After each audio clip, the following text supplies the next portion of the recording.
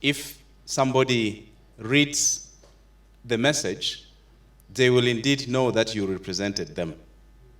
I think for me, that would be the accountability that all of us who are in this house will have to take it back to the various countries and the various communities where we do come from.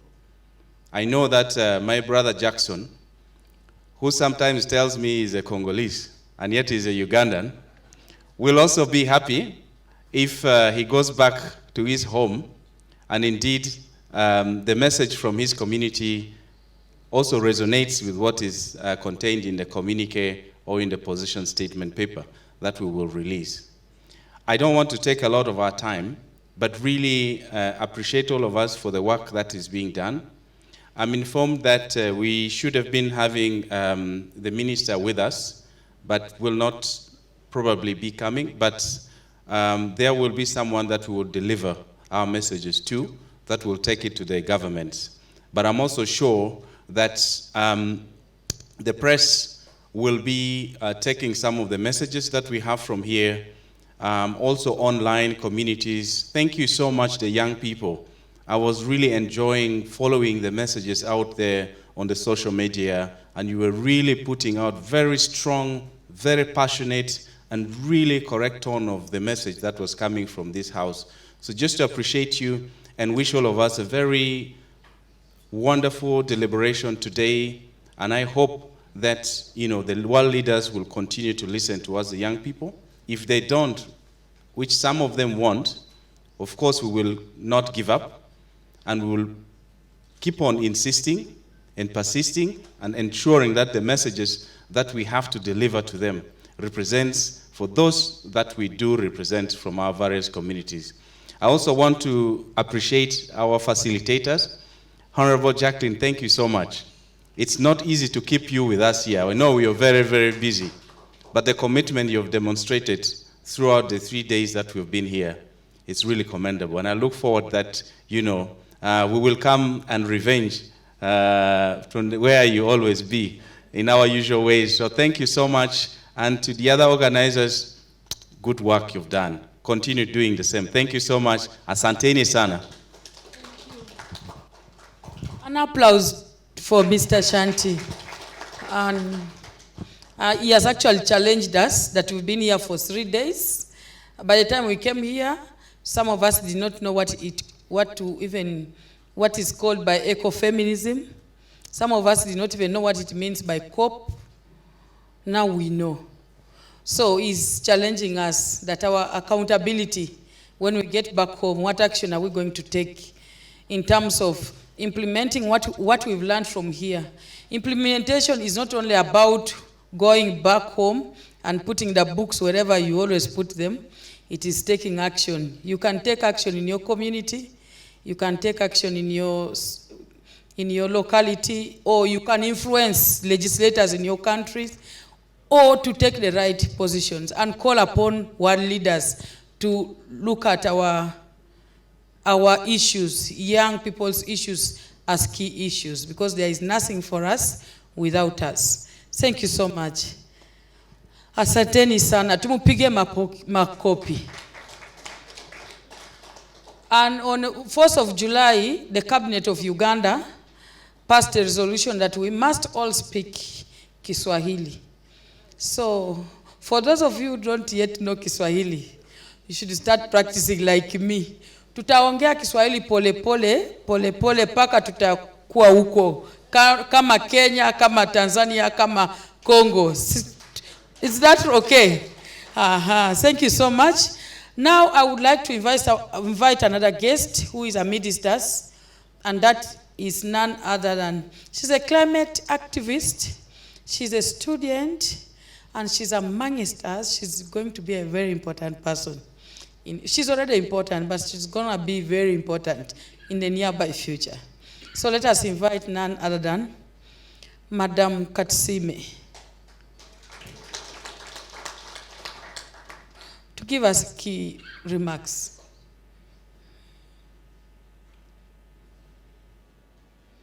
Clap for her as she comes.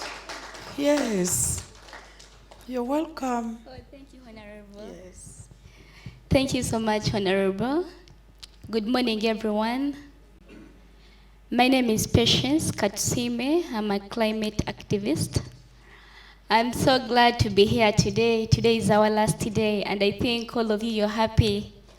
We've really had a good experience, and I'm so grateful for our stay here. We've really learned a lot of things out of this 3-day session. And I'm here to give you some of the experience as a young person regarding climate change. When we came here on Wednesday, we had the young people gave us their different experiences on how climate change has impacted on their lives. And today, I want to give you one of my experience. For me, as I grew up since my childhood, the climate has really changed, because when we were still young, we used to have a lot of, can I call it, good nature. The nature was really so good. It was so calm. But at this time, things have really totally changed. We used to have forests near us. As you go to the well, you listen to the good singing of the birds in the forest, that good fresh air. But nowadays, I'm telling you, it is no longer there. People have encroached on land, the population has increased, and due to the activities that we really carry out, it has 100% changed our climate. But what can we do so that to really overcome these negative impacts of climate change on our lives, so that we can have a better tomorrow, so that we can really sustainably use the resources around us, so that the great and the great grandchildren can also use these resources. So as we are here for the 3-day session, I believe we've really come up with solutions on how we are going to overcome all these challenges so that we can have a better and brighter future. Another thing I'm going to give on reflections, the most important reflections on that really touched me when some of the young people shared their experiences on climate change. And one of it was about the flooding that took place in Kasese. Most people lost their lives, and one of our young people gave an experience that his perimeter wall was taken away, and that was really a bad experience.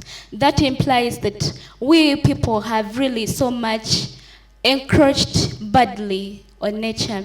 So in order to overcome all these challenges that are really happening to us, we have to come up with stronger solutions so that to overcome them. Another experience was in Addis Ababa, whereby there was a lot of deforestation that took place. Nature totally changed. Nature here, I mean biodiversity, because under biodiversity we have the forests, we have the living things, we have the birds. So when we encroach on these forests, everything is going to run away. We are going to lose a lot of biodiversity. And that took place in Addis Ababa. But we are grateful that one of our young people shared and told us that the same government that really brought up the suggestion of cutting down the forest is again bringing up the reforestation. And we as the young activists and environmentalists, we are really happy for that. Then there is another experience in Bududa. I think this usually occurs yearly. We really lose a lot of people, property, animals. Our brothers and sisters are really dying. But this is all due to changing climate. The climate is changing. Everything is changing. If climate is changing, why can't we change? Let us go and preach the gospel, because people are not aware. People do not know that it is us that are causing those changes in climate. And our brothers in Karamoja, they're really dying. This is due to drought, but what is bringing about the drought? It is climate change, and climate change is brought about by the activities that we really carry out on our environment. So, my message to the policymakers, to the government, let us come together so that we can fight these effects, the bad effects of climate change. And this can be done through sensitization or education or making awareness to our communities, to the local governments. Let's make awareness through forming user committees in our communities. This will begin with policymakers. Let them come on ground, different villages, localities. Let us form user committees and really educate these people, the young people, the mothers, the fathers, the grandmothers. Let us educate them about the importance of really conserving the resources that are around us. Talk of the wetlands, because very many people encroach on them. I'm giving, for example, in my home district, Chegegwa, as I grew up, we had a lot of wetlands around us. But as I talk, people are constructing storage buildings. They're constructing factories in wetlands, and really nature has changed. We are spoiling nature, and these effects, they're going to affect us. Talk about the drought that is increasing, those increasing temperatures, because we know the wetlands, they're going to help us in rainfall formation. But if we really encourage them and they get depleted, which means all the gases within the atmosphere, they will have nowhere to go, but rather than affecting us, our health. Talk about people breathing in bad air, causing lung cancer, and so many other diseases. So we have to fight against this by forming user committees, educating people about proper utilization of these wetlands. Another thing, the policymakers, yes, the policies are there, but we are not implementing them. The policies that protect wetlands, that protect forests, they are there, but we don't follow up. Let policymakers follow up to see that if they say wetland protection, are people really protecting the wetlands? They should move up to the last person on ground to see whether which the policies they make, to see whether they are really implemented on the ground. And then another thing, they should really give platforms for the young people, for all people, to really talk about these impacts of climate change, that everyone can understand that climate is really changing. So if the climate is changing, we should also change our way of living for a better tomorrow. Thank you so much. Thank you so much. Tumpigie Mheshimiwa wetu makopi. Well, she's just challenging all of us as young people. She first gave us a story and challenged all of us in this room to be accountable, so that we can also be able to make our leaders accountable. We have to start by being accountable ourselves. So who celebrates birthdays here on an annual basis? You know, there are those people whose birthdays just pass. They don't even know, okay, it was my birthday. Oh, I didn't know. So, but how many of you celebrate your birthdays?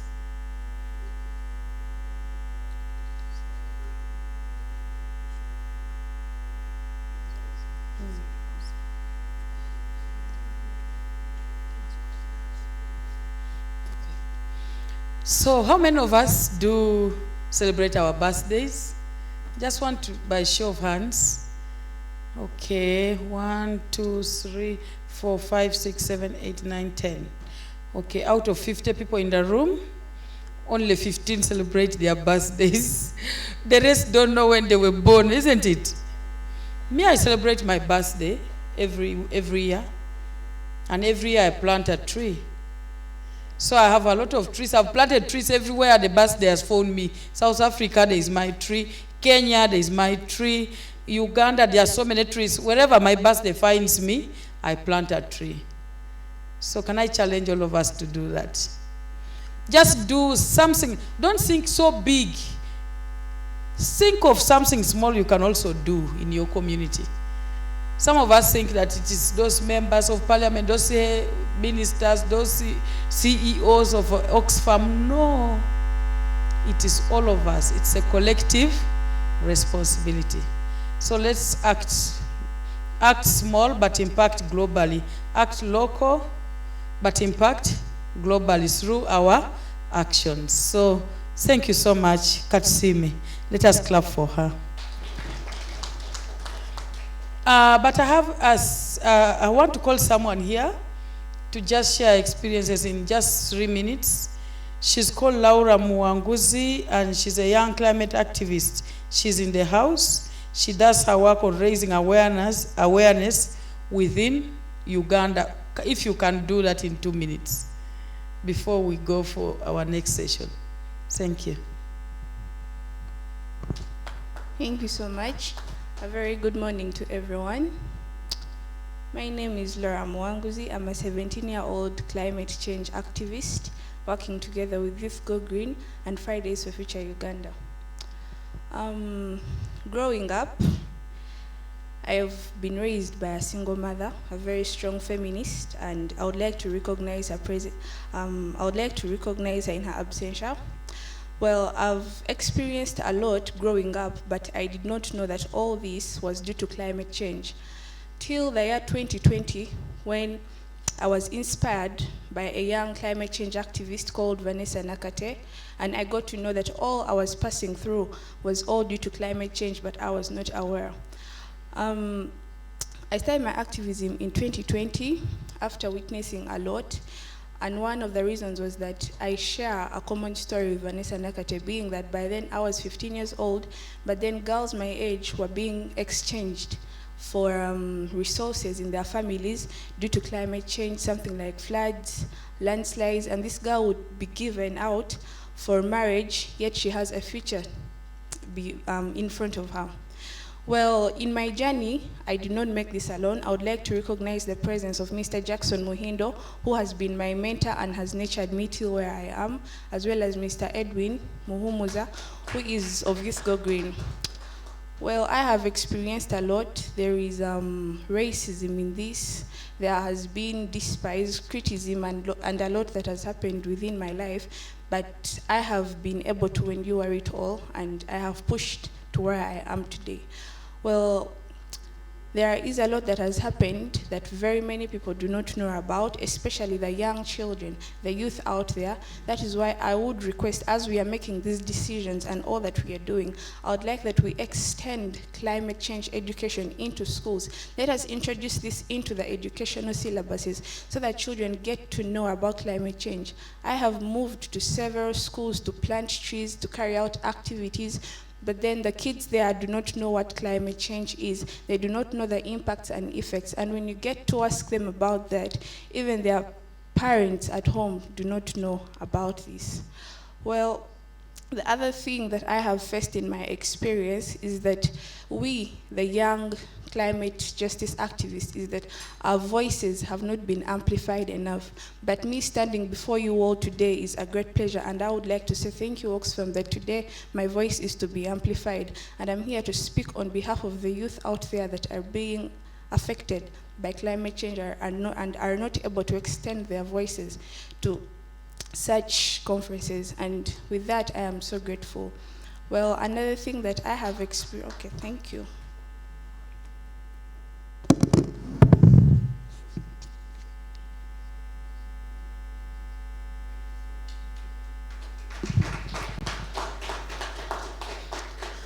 Thank you so much, and please let's applaud her so much.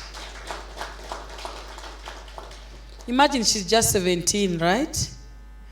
I don't know at 17 what I was doing. Yes, 17, I think I was in senior.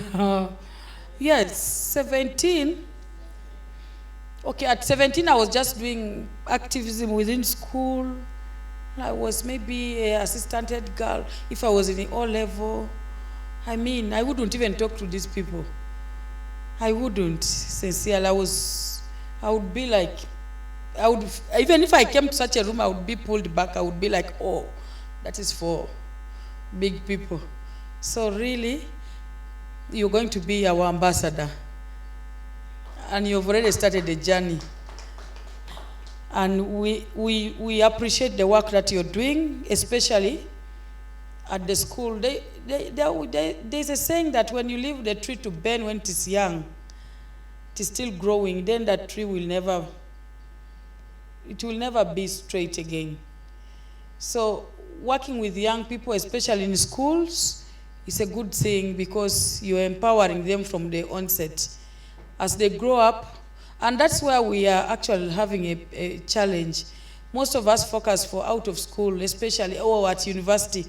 But I think if we started from down, we will get there. So thank you so much for the great work you're doing. And we will be following you. You're going to be one of our inspirers. You're already inspiring the young ones, but I know that you'll go higher. Let us clap for her. Actually, my daughter, I have one daughter, and she's 8 years. So today when I was coming, I was rushing, and she's like, I'm going with you. I said, hey, you stay back. Don't follow me. Now, when I saw her speak, I was like, I felt touched as a mother. I'm like, oh, I wish I had come with her. Should have been inspired by some of the people in this room. Well, for now, we're going to have a talk show. And I would like to invite, we're going to have a talk show, right? Isn't that exciting? Yes. So I'm going to invite our host for that talk show, who is none other than Christine Sano Christine from Kenya. Ooh, clap for her. She comes. Thank you. Karibu sana mheshimiwa. Nitakupatia hii microphone, lakini utajua kama unatembeza namna gani session yako. Unajua watu wako, si ndio? Okay, asanti. Asante sana, karibu sana. Jawari konyao. Asante sana. And hello everyone, my name is Christine Sayo from Kenya. I'll be taking you through a talk show format with a very interesting set of panelists. We have 3 mini sessions within this session. So the first session we will have some 2 interesting speakers talk to us about their COP26 experience. Then we'll do something fun and creative in between for 15 minutes, and then transition into our last session where we will be looking at, again, very interesting set of panelists talking us through how they have been doing national actions that in preparations for COP27. So are we ready for that? Oh, wow. Are we ready for that? Are we ready to have fun? Are we ready to learn? Are we ready? Are we energized? Okay, thank you. So I will call my first 2 set of panelists, and I think I need some help maybe moving the chairs here. Photography, I don't know if you can advise where is best for our panelists to sit. Here, just 2. We'll do the first 2.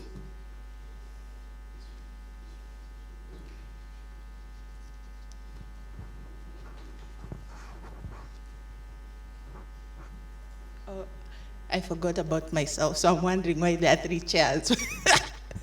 Yeah, so I will invite Miriam Talwisa from Uganda to come join us on the stage.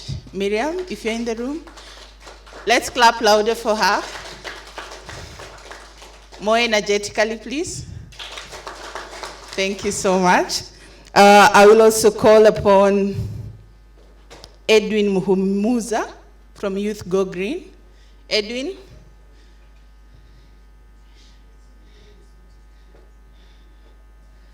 Oh, Edwin is not yet here, which makes this a powerful feminist panel.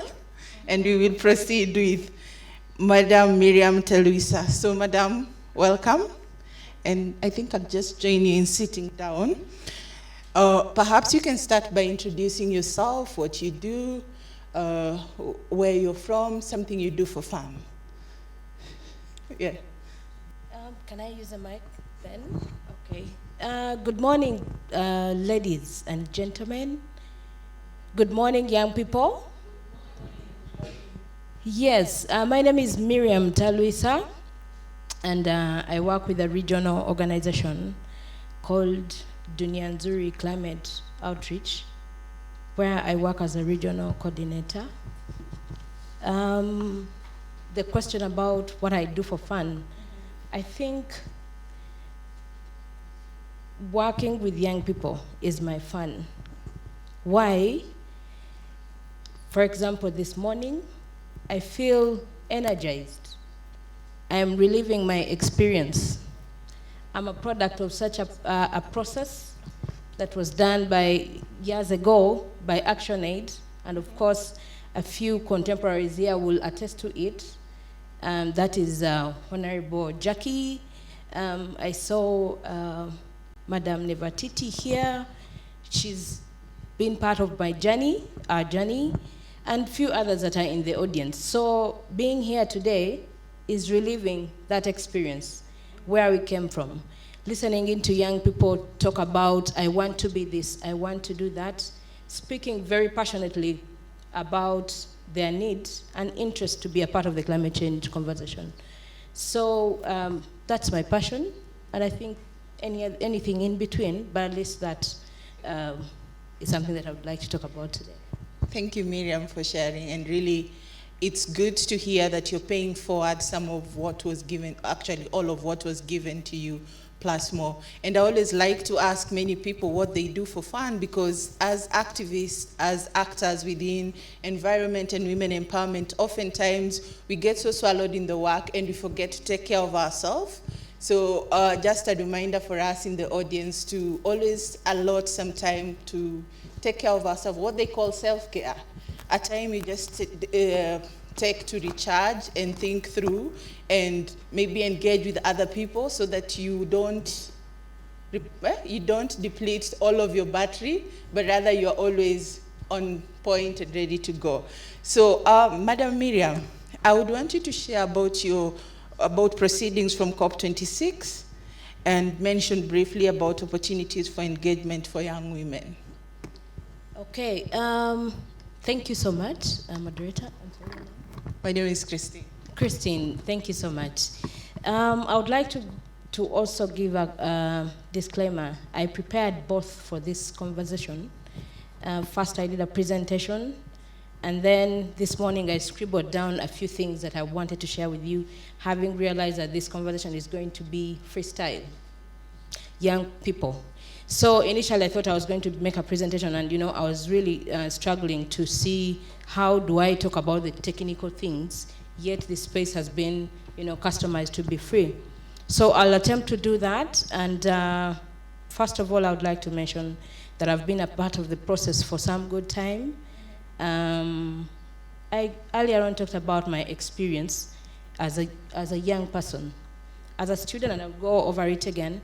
As a student, in Makerere University many years ago, I was encouraged to be a part of a youth process that was looking at global linking local voices to global conventions. At that time, we're looking at the Millennium Development Goals. Who has ever heard about that? Millennium Development Goals. So many years ago. Yes, so at that time, we're looking at that, and there was so much to really tackle, including that, as a young person, you want to touch this, touch that, education, agriculture, food security, everything. It was a buffet that we're introduced to, and really one would want to had the energy, had the interest, had the vigor to take on each and everything. But long story cut short, I took on the environment strand of development. And of course, being here, I've come a long way, I should say, and I've been nurtured, I've been fortunate, to have opportunities, to have people to have my hand, carry me around. And today, being here as part of the Oxfam convening is really one of those opportunities that I keep on looking back at to say, if it weren't for them, then probably I wouldn't have the capacity, wouldn't have the experience, wouldn't have really gone through the processes for me to be here to talk about such a huge global process that is ongoing. Now about the COP, I would like to even put it simpler. There's a lot of technical things that people talk about, especially for the climate change discourse.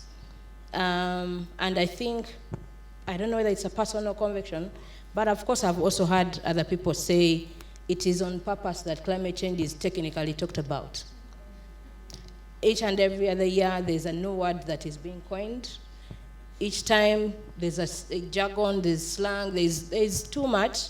Really, one may be pushed out of the process, but I encourage you to, as much as possible, get abreast with those technical jargons, technical processes. For each and every other year, there's a technical process coming through.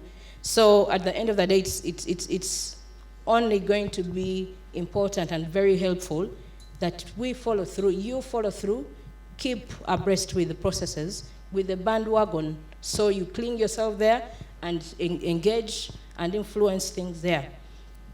So I summarize the process in about three aspects. There's a scientific aspect to it, there's a political aspect to it, and there's a sustainable development aspect to it, where the conversation within the conference, the convention, the United Nations Framework Convention on Climate Change started, was way in 1992, where the world leaders and the world at large came to terms to the fact that development and environment are inseparable. They are one and the same. It was a point where industrialized countries who had developed to a particular level, polluting the environment, realized that they could not go ahead, they could not sustainably proceed with their development trajectory if they did not address the challenge of climate change. Now, as people coming from developed, underdeveloped countries, definitely I think our interest is not in that line. Our interest is along the vulnerability aspects. How do we come to terms, live with this challenge that keeps on popping up and is even yet to have very frequent and intense manifestations in the future. The future is unknown, and so for you to be able to stay within, you definitely, like I talked about earlier, have to be there, brace yourself with the issues as they happen. The scientific aspect of the entire discourse is directional, to direct us to the facts. Scientists in 1992 talked about climate change, but there's what we call climate deniers that did not agree there will ever be something called climate change. We also have them today, but again, the manifestations are evidence that we have moved from that point, and we're at a point where we are agreeing climate change is with us, and it's here to stay. We just need to find ways and means of getting abreast with it. Now, behind that, the science as part of the process, also has what we call the subsidiary bodies. Anyone ever heard of that? Subsidiary bodies within the COP. The subsidiary body on implementation, the subsidiary body on science and technology advancement. This is technical, but I think it's the emphasis on it, I wanted to bring it forward, because these are the processes that you see to these processes, because without that, there's no way your engagement is going to be impactful. You're not going to touch on the very issues, because before you engage a process, you need to understand the modalities in there. And those bodies is part of the game plan, is a part of the process. So at the end of the day, you have these bodies convening all through the year. Convening, you've heard about the negotiation part of the convention, negotiations. Now the technical work happens within those bodies. The other that is also scientific in nature, the component of the scientific and technology advancement is the IPCC. Anyone ever heard of that? The Intergovernmental Panel on Climate Change. Now, this is a process of the framework within the convention that is charged with coming up with scientific research to inform where we are, where we have moved from. And I'm putting this in very basic terms because there are very technical terms that have been used within that context. And I encourage you to go ahead and revisit or interact with the different reports that the scientific, the panel, the Intergovernmental Panel has come up with. There's already one for this year. And you know, the conversation about climate change at global level stems from there. There's a lot of reference that is keeping on being made to that report, to the different reports. Now we have the 6th report. So the 6th report will give you an updated version of where we are as a globally, in terms of the effects of climate change, how we are suffering, or rather, what is at stake, what should be anticipated in the future. And it spells out very scary, and I put in quotes scary, aspects of what is yet to happen. So the other component is the political one that I said, talked about earlier, the COP. So when the different bodies sit and do the groundwork, the science also do their groundwork. The COP is a place at which decisions are made. One may wonder what usually happens, what can happen within the 1 week or 2 that the COP usually takes. A lot of that is done in ascending order, and the entire process climaxes at the COP, because at the COP we have the politicians, we have the political heads making decisions on implementation, implementing programs and frameworks. Some of the frameworks, I will encourage you still to go ahead and interact with them. So basically, that is how the entire conversation about the COP, the United Nations Convention Framework, is orchestrated. I was requested to talk about what happened for gender, and I think your next question will definitely lead us there. Thank you. Yeah, before, I'll just speak a few, then we can move into the gender part. Speak a few things from what you've said. And you mentioned something that struck me, because I've always wondered that there is deliberate use of jargon that tends to keep some people out. And even as you're speaking, I'm like, this is a very elitist process. Yet the people who are being affected by the effects of climate change, when you start throwing terms like UNFCCC, COP, subsidiary committee, you will lose them. They will not listen. How do we make it less elitist? That's my first question. And maybe speak to how we also we leave Sharm el Sheikh, I hope I'm getting that right, and come back to Huisero, which is my hometown, to spread that message to the local man? Like, do we just go to Sharm el Sheikh, attend the meeting, some of the meetings, because some of them we are locked out, and then come back home and that's it, and do our reports and that's it? Or how do we make sure the local man, the very local villager, gets that? And then my third question is, listening to your journey, I'm really curious about how you get somebody to hold your hand. And I'm thinking about, again, that young person who is not funded, is just feels obliged to plant trees, to organize cleanup activities, to do brand audits, to do all these kinds of climate action. But they don't have somebody to hold their hand, so they don't have access to some of the spaces you may have had access to. Where do they start? So speak to those, and then we can go into gender. Okay. Yeah, thank you very much, Christine. It is really interesting. When you talk about the jargon, and the elitist elites, and the expert conversation, the conversation has been, painted or reflected to be, which it should not, I think is, like I said earlier, is political, and it reflects the very nature within which this conversation is happening and will continue to happen. I would like to state here that this space is contested.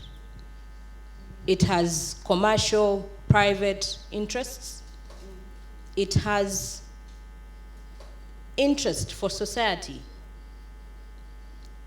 Okay. It has political interest. Mm-hmm. So in that sense, you may like to understand, how do I get to this space? How do we get to this space? Mm-hmm. Now we get to this space from a point of rights, yeah? Mm-hmm. While the business people have their interests, the politicians have their interests, mm-hmm. we get to this space from a point of rights, yeah? It is within the convention, and I very frequently refer to it, there are principles, the principles of intergenerational justice, yeah? Mm-hmm. The principle of intergenerational justice that talks about the need for people, young people, who are going to be here beyond the current generation, and who are even anticipated to face more vulnerabilities. Because the future is, in as much as it's not known, at least the known speaks volumes, and negative ones for that matter. So which gives young people who are expected to be here longer the right to be at the table.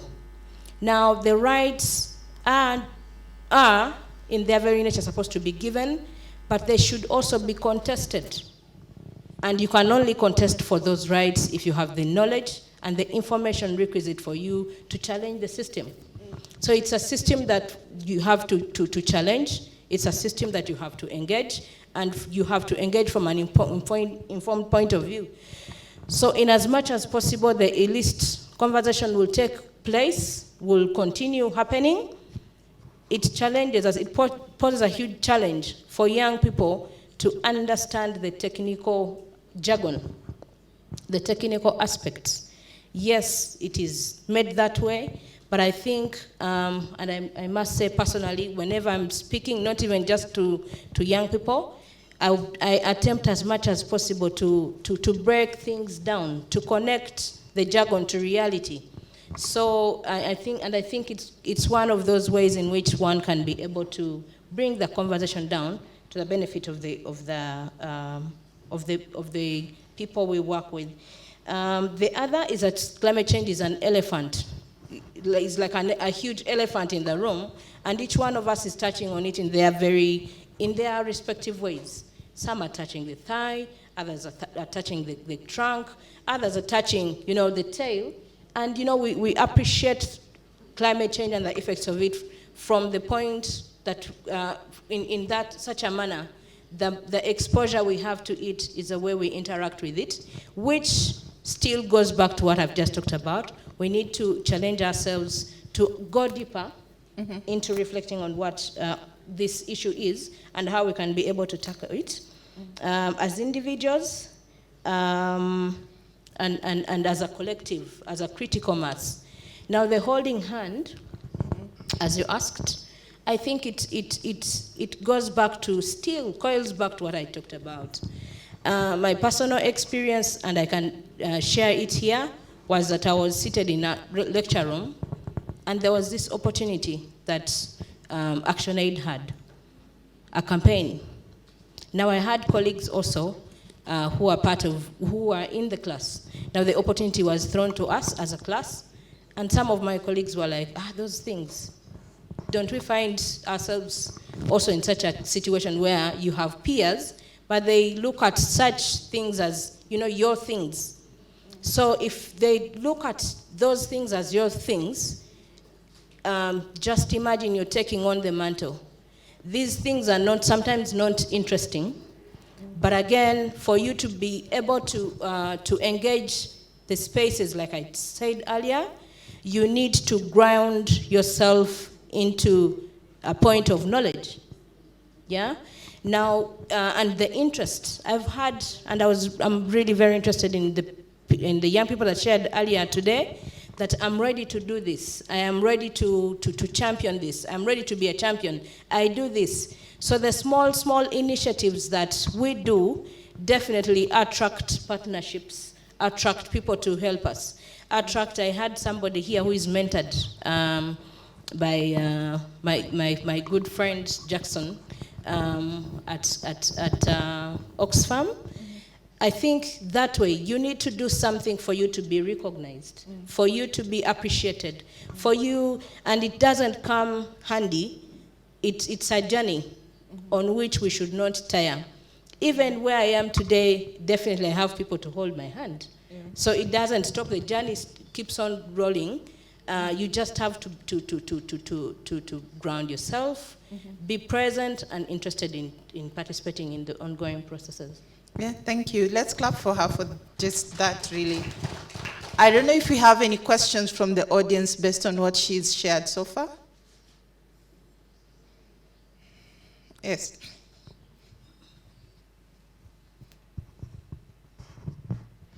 Yeah, thank you very much. I think very interesting insights on the whole COP process and the climate change broadly. I think one of the issues that I'd be interested in you speaking to is, because of the very complex nature of the process as you have described, isn't it important also to have points of specialization? So in terms of individual interests or organizational interests, because it's such a broad area as has been described, isn't it important that one really hones their skills and specializes in particular areas so that you fully understand that particular area and contribute significantly to discussion in that area? So that's one of the issues I was thinking about, your perspectives on specialization. The other issues in terms of the technical nature of the discourse. And I think with many of these processes, that is something that we have to be cognizant of. Because when you talk about scientific processes, there's going to be technical nature of discourse. When you talk about the various international negotiations around specific issues, there's going to be technical discourse. So I think it's something that we need to be aware of, and we just have to keep learning to ensure that we keep up to date with that nature of the technical discourse. However, from that perspective, I think the issue you raised about linking that, bridging that technical language with the reality is very important, and maybe that's where we also have a very important role to play from a civil society perspective in terms of ensuring that those issues that are discussed of a technical nature are reflected in the communities in which we work and those whom we engage with, and then the issues that emerge from those are also reflected in the technical discourse. So ensuring that there is a bridge between the two. Thank you. Thank you. I hope you got that. Just before, let's see if there's another question from the audience, and then you can respond to all questions. Anybody else with a question? Great. You can take that. Yeah, thank you very much, Jen, for that question and reflections. I would like to still reiterate further on especially the linkage. Linking global discussions and processes to our very day-to-day realities. And I think at the end of the day is the only thing we should be able to look out from these processes. Because when you look at it, I talked about it as a contested space. Now this space is one where each stakeholder, participant in that space comes with an interest. Now the understanding of the realities that we go through on a daily as young people, as communities, is one of our challenges. Because before we even do that, it's a prerequisite for us to challenge the system.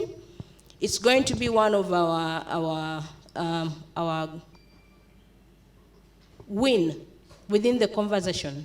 Because for us to impact, for us to find something to benefit from that conversation going, and I think I should have talked about the benefits at the global level.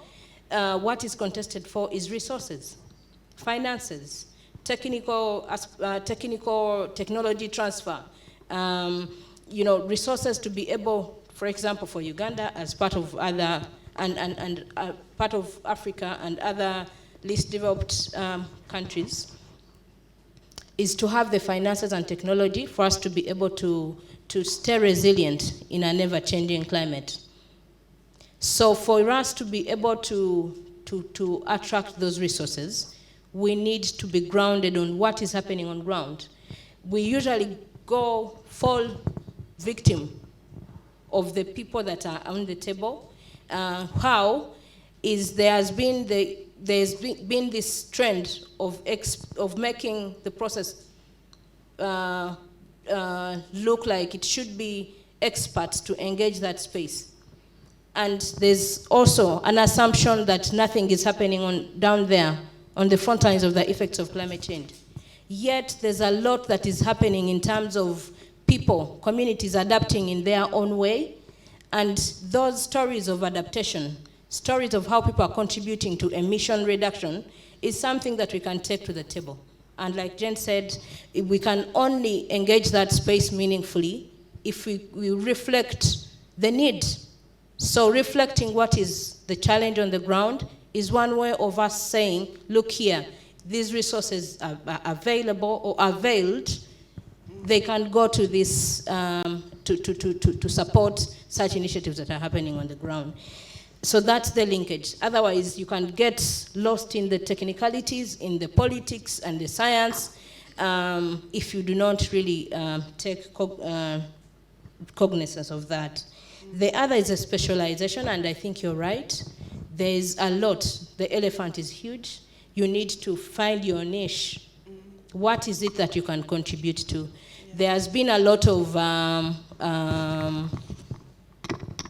initiatives, at least I can speak for Uganda, and I know across the region, the Heka region, you'll have realized that there's a lot of tree planting happening.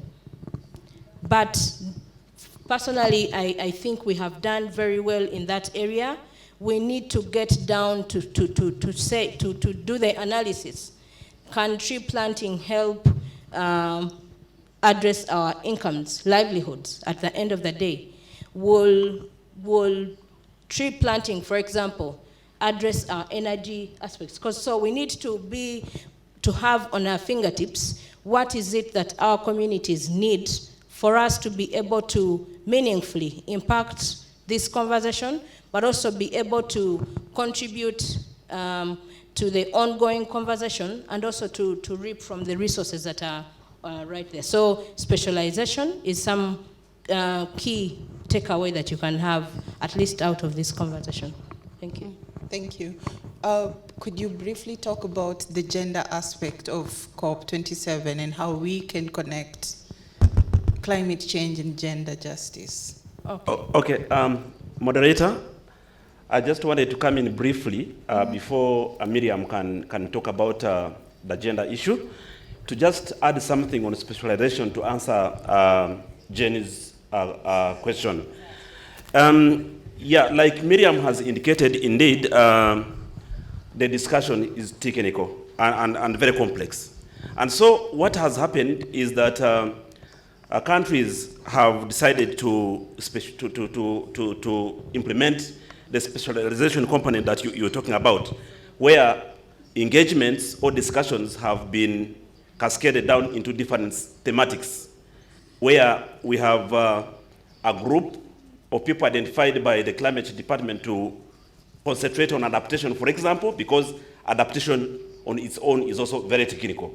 So they are specialized people that talk about adaptation. And so how do we fit in as civil society to fit into those specializations? The second one is on adaptation, on mitigation. Mitigation is very technical. There's a technical team that is handling mitigation. There is capacity building, which is another area that is also being tackled. Technology, like she talked about it. What type of technology transfer do we want to see happening at this level? Then there is the gender component, which is going to talk about in details. There is a group that is discussing loss and damage specifically. So that's the specialization that we're talking about. And then financing. So that's how specialized the engagements around COP, around climate change, are being, specialized. And so for us to, as civil society, I think we need, again, to take that as an influencing agenda. How do we influence our governments to ensure that those technical sessions are all inclusive and that they are actually done on time before COP happens? Thank you so much. Thank you, Jackson, for that addition. We appreciate it. Just quickly, talking about the connection.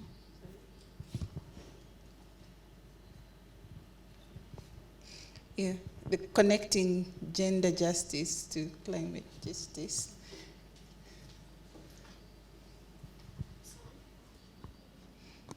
Another question?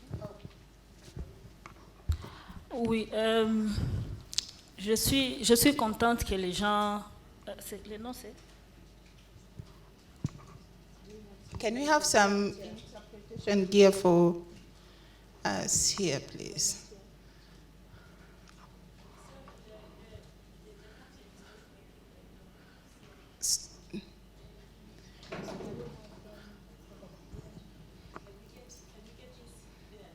Yeah, or can they move?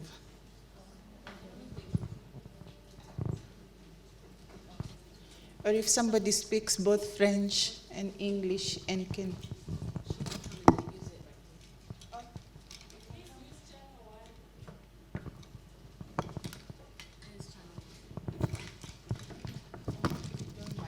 No, it's okay.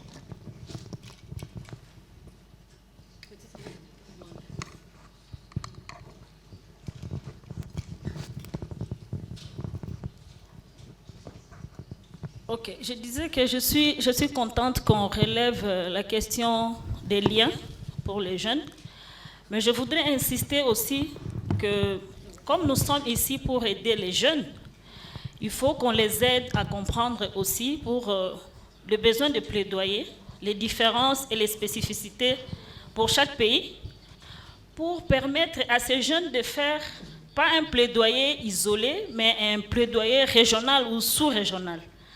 Parce que pour les jeunes qui viennent de la RDC, par exemple, je dirais que les jeunes qui ont moins de 25 ans, qui viennent de la RDC, leur priorité ne serait pas, par exemple, le changement climatique. Leur priorité serait seulement la guerre. Parce qu'on peut soit mourir de sécheresse, soit mourir d'inondation, mais on peut aussi d'un jour à l'autre mourir par une balle. Et les liens entre changement climatique et la situation des femmes, c'est ça qu'il faut mettre en évidence. Vous savez que la RDC est parmi les pays qui a le plus grand nombre de déplacés internes. Et parmi les déplacés internes, je crois, c'est près de 5 millions de personnes. 51% de cette population est la population féminine. Donc les femmes, aujourd'hui, leur priorité, ce n'est pas le changement climatique.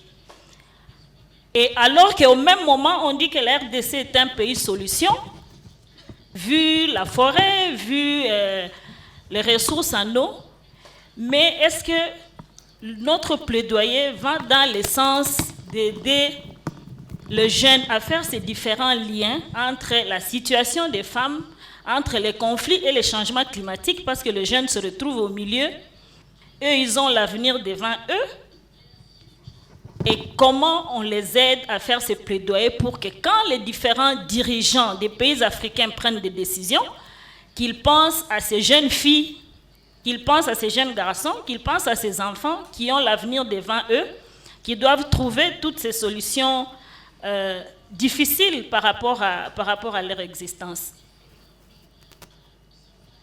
Merci.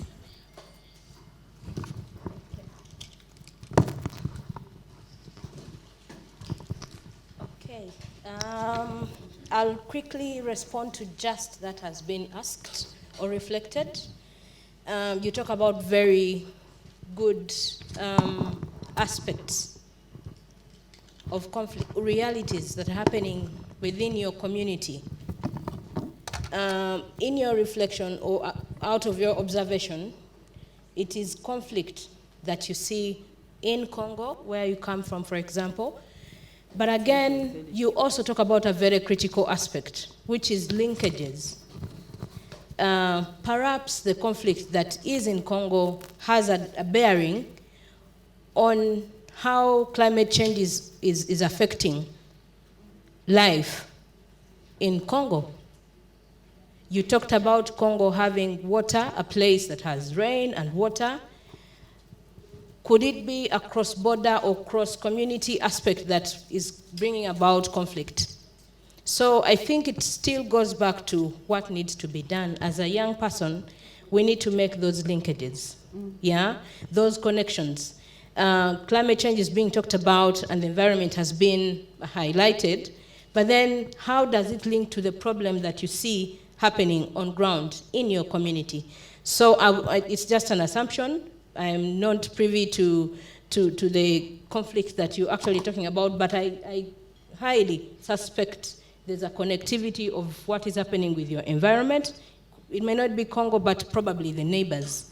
So at the end of the day, I think we need to have that frame of mind while we're addressing such development issues. The other is the collective that you're calling upon, the collective action. Yes, we come to such spaces coming from different realities. The reality from Congo is like you have presented it. From Ethiopia, it could be different. From Tanzania, from Kenya, it could still be different, or Tanzania, or any other part of the world. But you come together as a critical mass. That's what I want to believe today, that we are here to share experiences of climate change as we know it, as we experience it, and how can we work out solutions as a collective to engage the global space. Yeah. Thank you so much, Miriam. Ladies and gentlemen, I want to acknowledge the presence of Mr. Edwin Muhumuza from Youth Go Green Uganda. Karibu sana, Edwin. That means welcome. Briefly, before we come to you, Edwin, I will ask Miriam to just connect gender to climate justice. Okay, I'm told, thank you so much. I'm told the presentation is going to be reflected, but even when it's not yet now, I can speak to the fact that it comes along with, there's a history to gender being discussed within the convention, within the global discourse, and it comes from a realization that that gender equality is essential. It has globally been agreed upon. There's consensus that gender equality is essential for development, but essential for harmonious living as well. And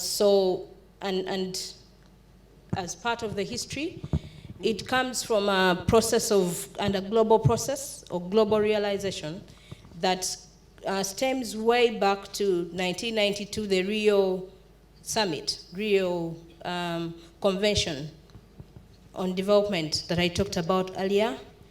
It still also has a bearing on what happens within the global convenings. When the world at some point agreed to come to tackle aspects of development as a whole, there are issues that were agreed upon, climate change and environment being one of them, but also gender equality as another, very critical. So I think the presentation is not going to be, will it be reflected? So I have been requested to talk to you about the feedback from SB 15. SB, simply put, is subsidiary body convening. So, like I said earlier, these bodies do form part, a body, part of the entire process of negotiation, a part of the convention. I know the convention was given a background earlier as one of the conversations that we've had until today, but just to reiterate and for emphasis purposes, the convention is also a product of that global convening where the world decided to look at climate change, environment, and development, sustainability as a whole, but also giving it importance. So within the convention, I have already talked about the bodies, and the bodies have been convening, meeting for the last 56 times. They have sessions, they are called intersessions within the entire negotiation process. I talked about the COP as being the political and decision-making body within that context. So the SBI 56 sat in Germany, Bonn, this year. And for gender, there were very critical aspects that were talked about. Mm-hmm. Now the history to this convening stems way back, like I said, in 1995. Some of you could have heard about the Beijing Declaration that talks about the importance of having gender equality as part of development, that recognizes that half of the world population, which is women, should, and the contributions they are continually making, first of all, are affected and proportionally by the effects of climate change, but also are making very critical contributions as individuals. Okay.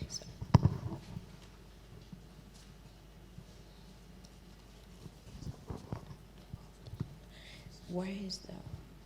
Oh, okay, okay.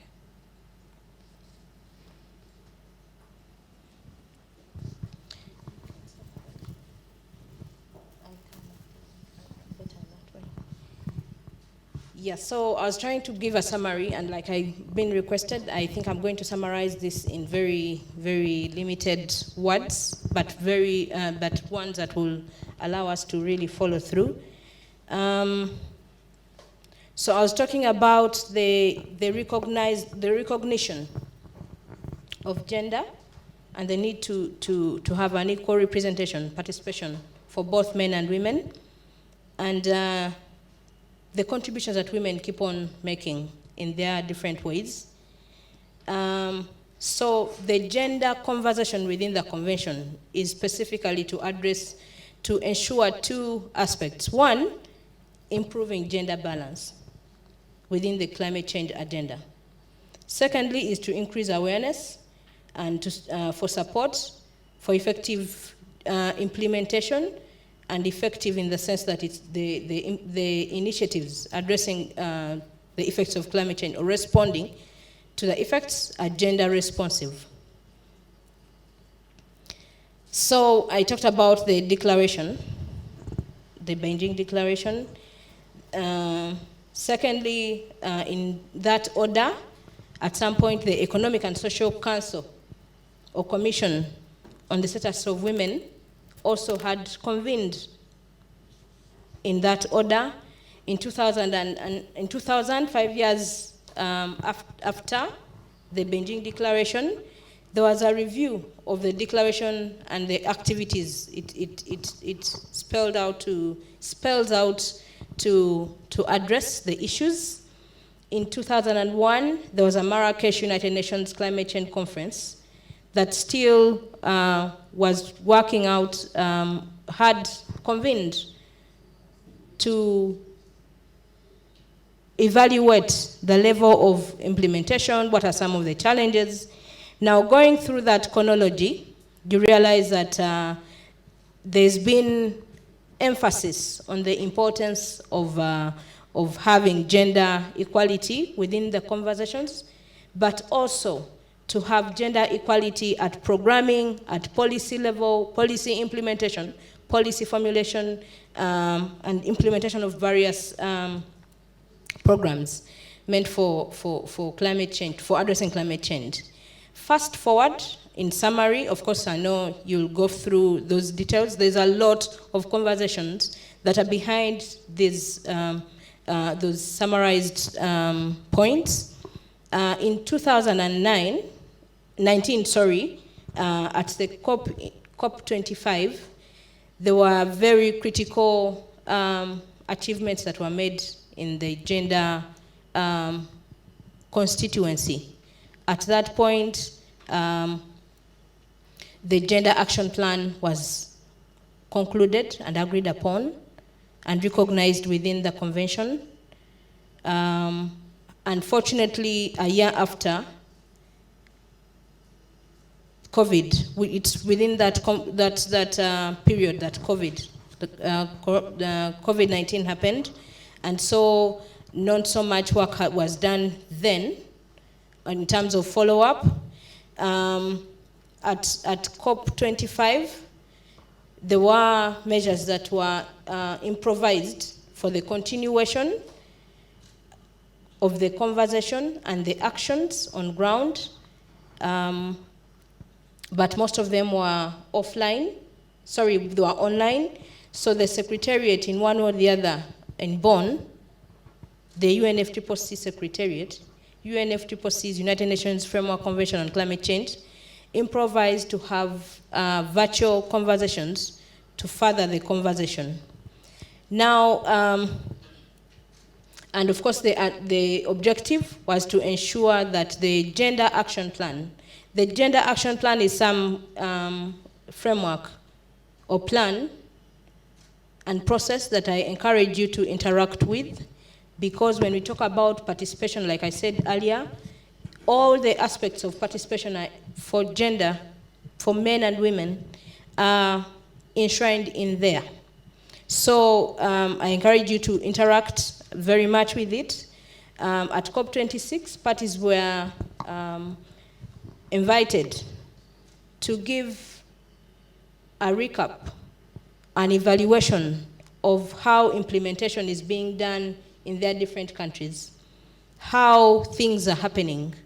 Of course, the plan spells out actions, 5 critical areas of action, and we may not go through them here, but at some point, in part, they talk about how women can be able to participate at different levels and how they can be supported to do so, capacity building, ensuring that women have representation during the COP, and the relevant other processes, the Kyoto Protocol, the convention itself, and the COP.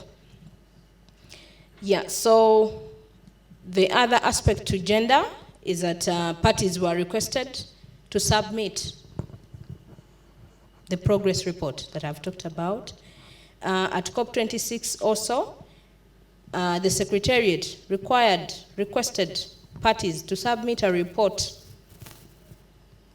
in that line, a synthetic report, one that goes deeper in reflecting what is happening, for example, for Uganda. Unfortunately, it's just 18 countries that were able to submit on deadline those reports.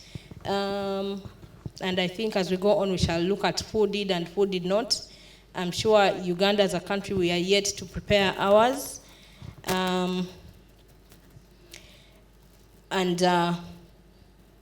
The process goes on.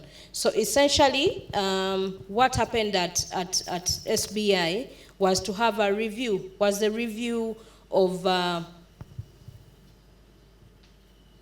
how implementation is being done. How has the implementation of the Gender Action Plan impacted the participation of women or the capacity building for women?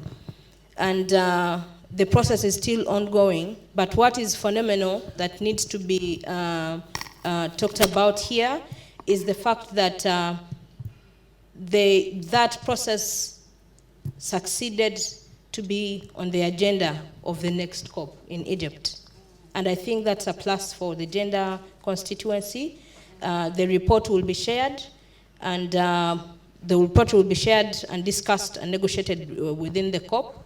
And probably in terms of what we here should be able to engage with is to go back and look at exactly what some countries, your country, has submitted as implementation.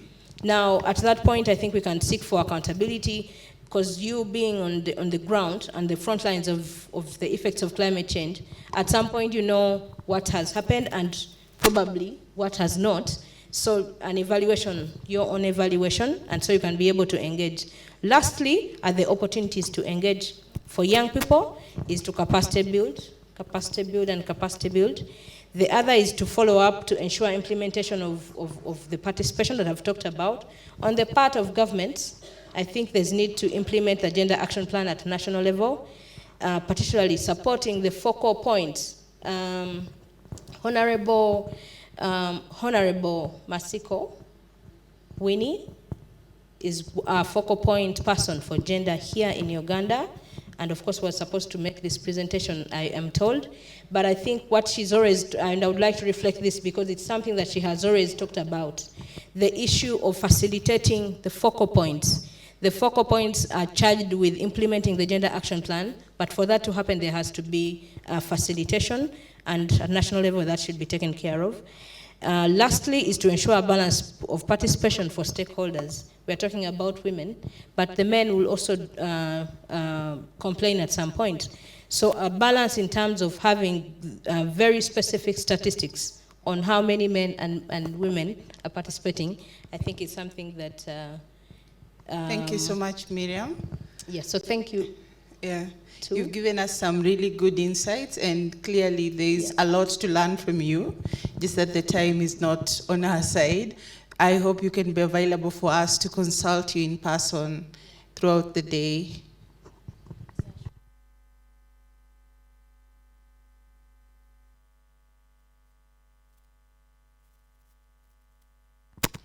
Yeah, so just getting a quick note there that Miriam will be available for us to reach out to her. We have a gentleman who joined us, and he has some very interesting information for us. But before we go to him, I would want us to do a quick energizer. Any volunteers for an energizer? Oh, I'm going to pick you, by the way, if you don't volunteer. Thank you. Yeah, can you all stand up? There is tea for those who stand up in good time. I'm taking note. Thank you. Morning, everybody. It's great to be here again. I'm Beverly, just a reminder, a poet as well. Here's the energizer. I use this a lot in my trainings. So with your, this is my left, so this will be your right. Just turn it this way. Imagine you're swimming the front crawl with one hand. Fantastic. Now with the other hand, turn it the other way.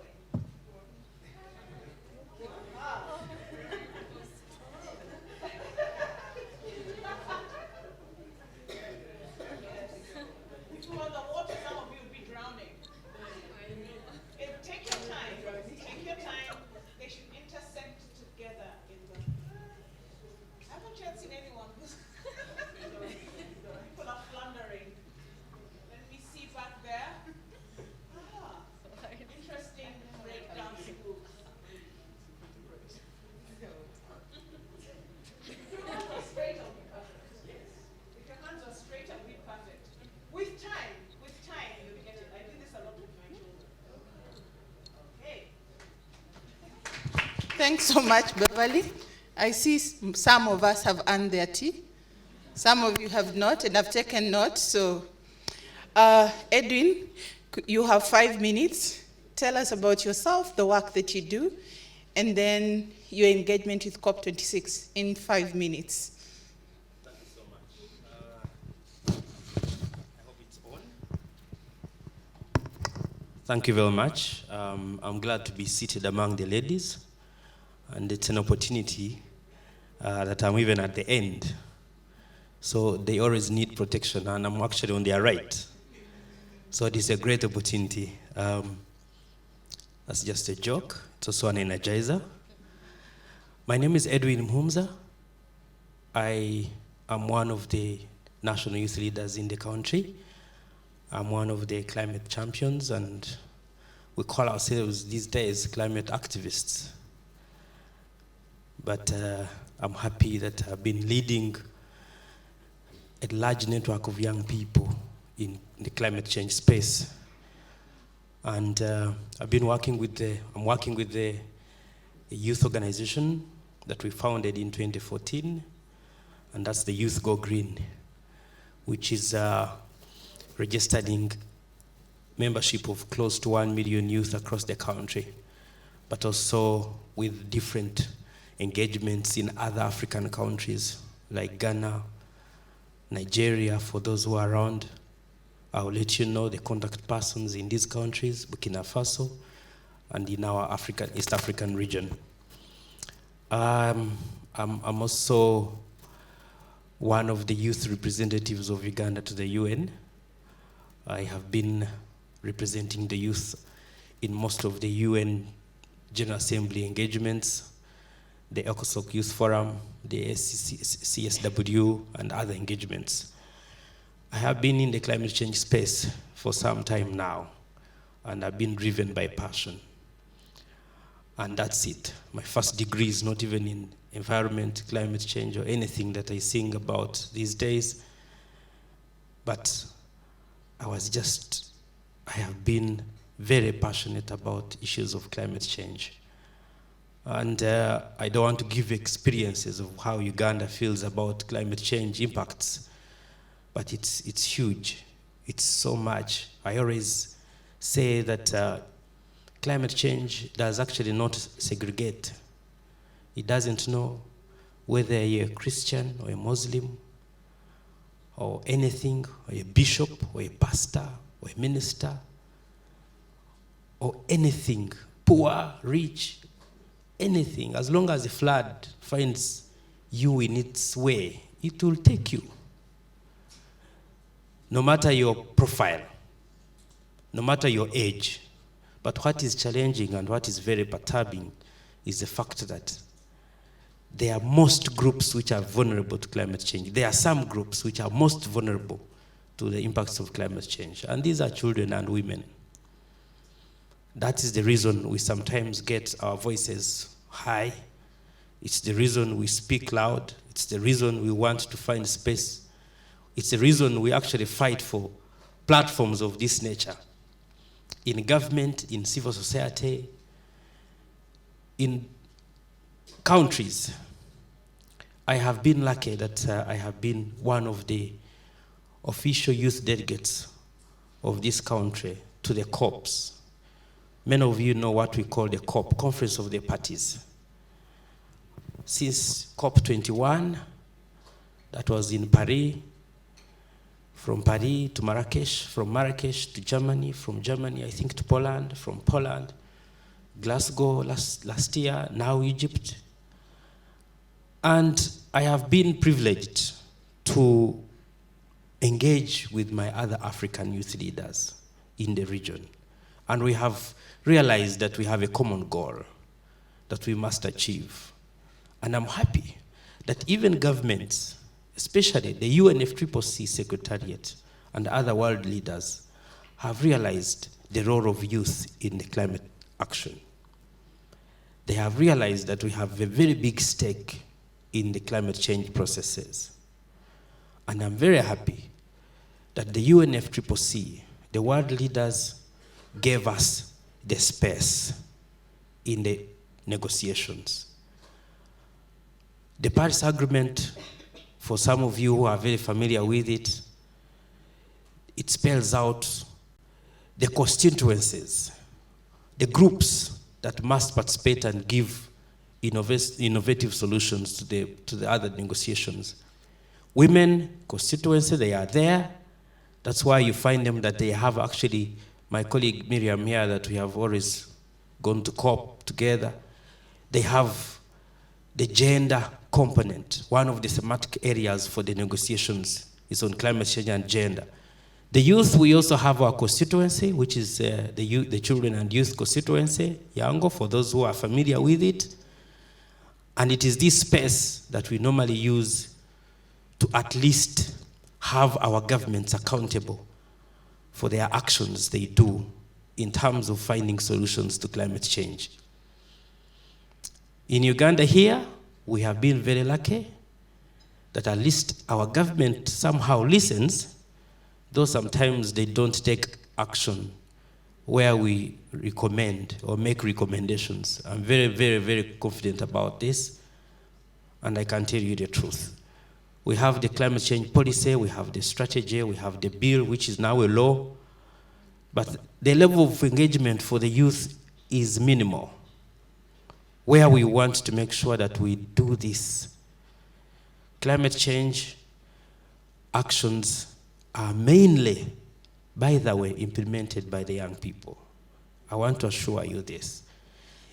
Right now, as I speak, there are a group of youth who are probably in a forest. They are cutting down trees to make charcoal and make a living out of it.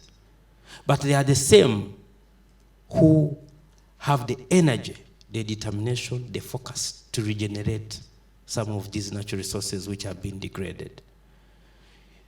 The other day we watched, some of you could have watched in Uganda, you could have watched a news story where government was evicting some of the people who were operating in a wetland along the northern bypass, the refugee wetland. And you could see that they are the only youth who were there. Most of them below the age of 35, but also women. Women. So that is critical for us. I'm happy that some of the development partners, like Oxfam, is convening such a very powerful engagement for the African youth, especially the ladies, the young ladies. I want us to give them a round of applause. I can tell you that some of us take these engagements for granted, but we learn a lot. We share experiences. We share knowledge. We share the pain of climate change impacts. We share ideas and the solutions. I'm concluding. And I'm happy Oxfam and other development partners are giving us the chance. My only request would be that as you go back to your countries, respective countries, the ladies that have gotten an opportunity to be in this engagement, don't close the notebooks where you wrote the ideas. Don't, I request you, and I repeat again, don't close your notebooks. In fact, when you get there, get your notebooks, look at the points that you've made, that you learn from Uganda and other African countries, create concepts and proposals of the actions that you can do. Number 2, continue to hold dialogues, forums, and engagements. Continue to network. Continue to knock on the doors of the development partners and your governments. One day they will listen to you. One day they will know the value of your energy. Friends, I want to request Oxfam that can we convene these engagements annually? Can we have a rotational kind of arrangement in most of the African countries? And by the way, as I conclude, can we also have a male, I repeat, the young boys, I repeat, Oxfam, can you also engage the little boys who also are suffering the impacts of climate change, have their own dialogue? We have supported the girl child. We have empowered the girl child. That the boy child is missing out a little bit. And can we have this kind of a conversation again with them? I want us to have a very clear position from this conference or this convening, that the Mystile communique or position includes the following. 1, having regional feminist climate change dialogues every year. Number 2, actions that we have shared here, initiatives that we have shared here. As I come closer to you to give you the microphone, can we also make sure that whatever we have discussed here is shared during the COP27? I am one of those who will struggle to go to Egypt, and I will make sure that with my other African youth leaders, whatever conversations we have had here, we'll be able to present them during COP27. Powerful. And Let's lastly, clap for him. Thank you so Thank much you. for the opportunity. Thank you so much, and I'm sorry for being stubborn. But this is how we creatively engage ourselves as young people. Thank you, Honorable. Thank you, Edwin, and thank you for sharing your perspectives as a youth who has engaged in the Youth UN summits, particularly the COP. Thanks to our panelists. This has really been an engaging session, and we've learned lots. And just like I said for Miriam, I hope, Edwin, too, you can be available for us to consult you further, because clearly there's still more we need to hear from your end and from your experience. We value you taking time to join us, so we thank you so much. I stand to be guided. Do we go for break, then come back? Okay, let's applaud our facilitator of this session. Louder. Yes, louder. She's really done well. And let us clap for my good friend Miriam. And also my very good friend Edwin. I know we could do better, and even we could talk and talk, except that we are just behind schedule. And you've given us really very good updates in regards to participation and how the young people can get on board. But besides that, consensus. Now, me and my co-facilitator are going to agree. We have this session on connecting national actions with COP27, and we have tea. So, we have to agree whether we take 15 minutes in the room, then break for tea, or break for tea and then return. What's the consensus? Wow. Break for tea and then return. Okay, our timekeeper is around. How long must our tea take? How about if we did it this way? Some of you were saying you want to explore Kampala a little bit more before you return tomorrow. So the more we stay in the room, the more you want to explore Kampala. And we are very hospitable people. So what we are going to do, can you pick your tea and come and take while we continue with our presentations? Yes. Is that fine? Those in favor say aye. Aye. By show of hands, the ayes have it. So we are going to continue with the session. You want tea, you just step out, pick, and come back inside. Thank you so much. Our next presentation is within 15 minutes so that we go to the next item. Thank you so much. Over to you. Yes, please grab your tea and come and sit down. Thank you.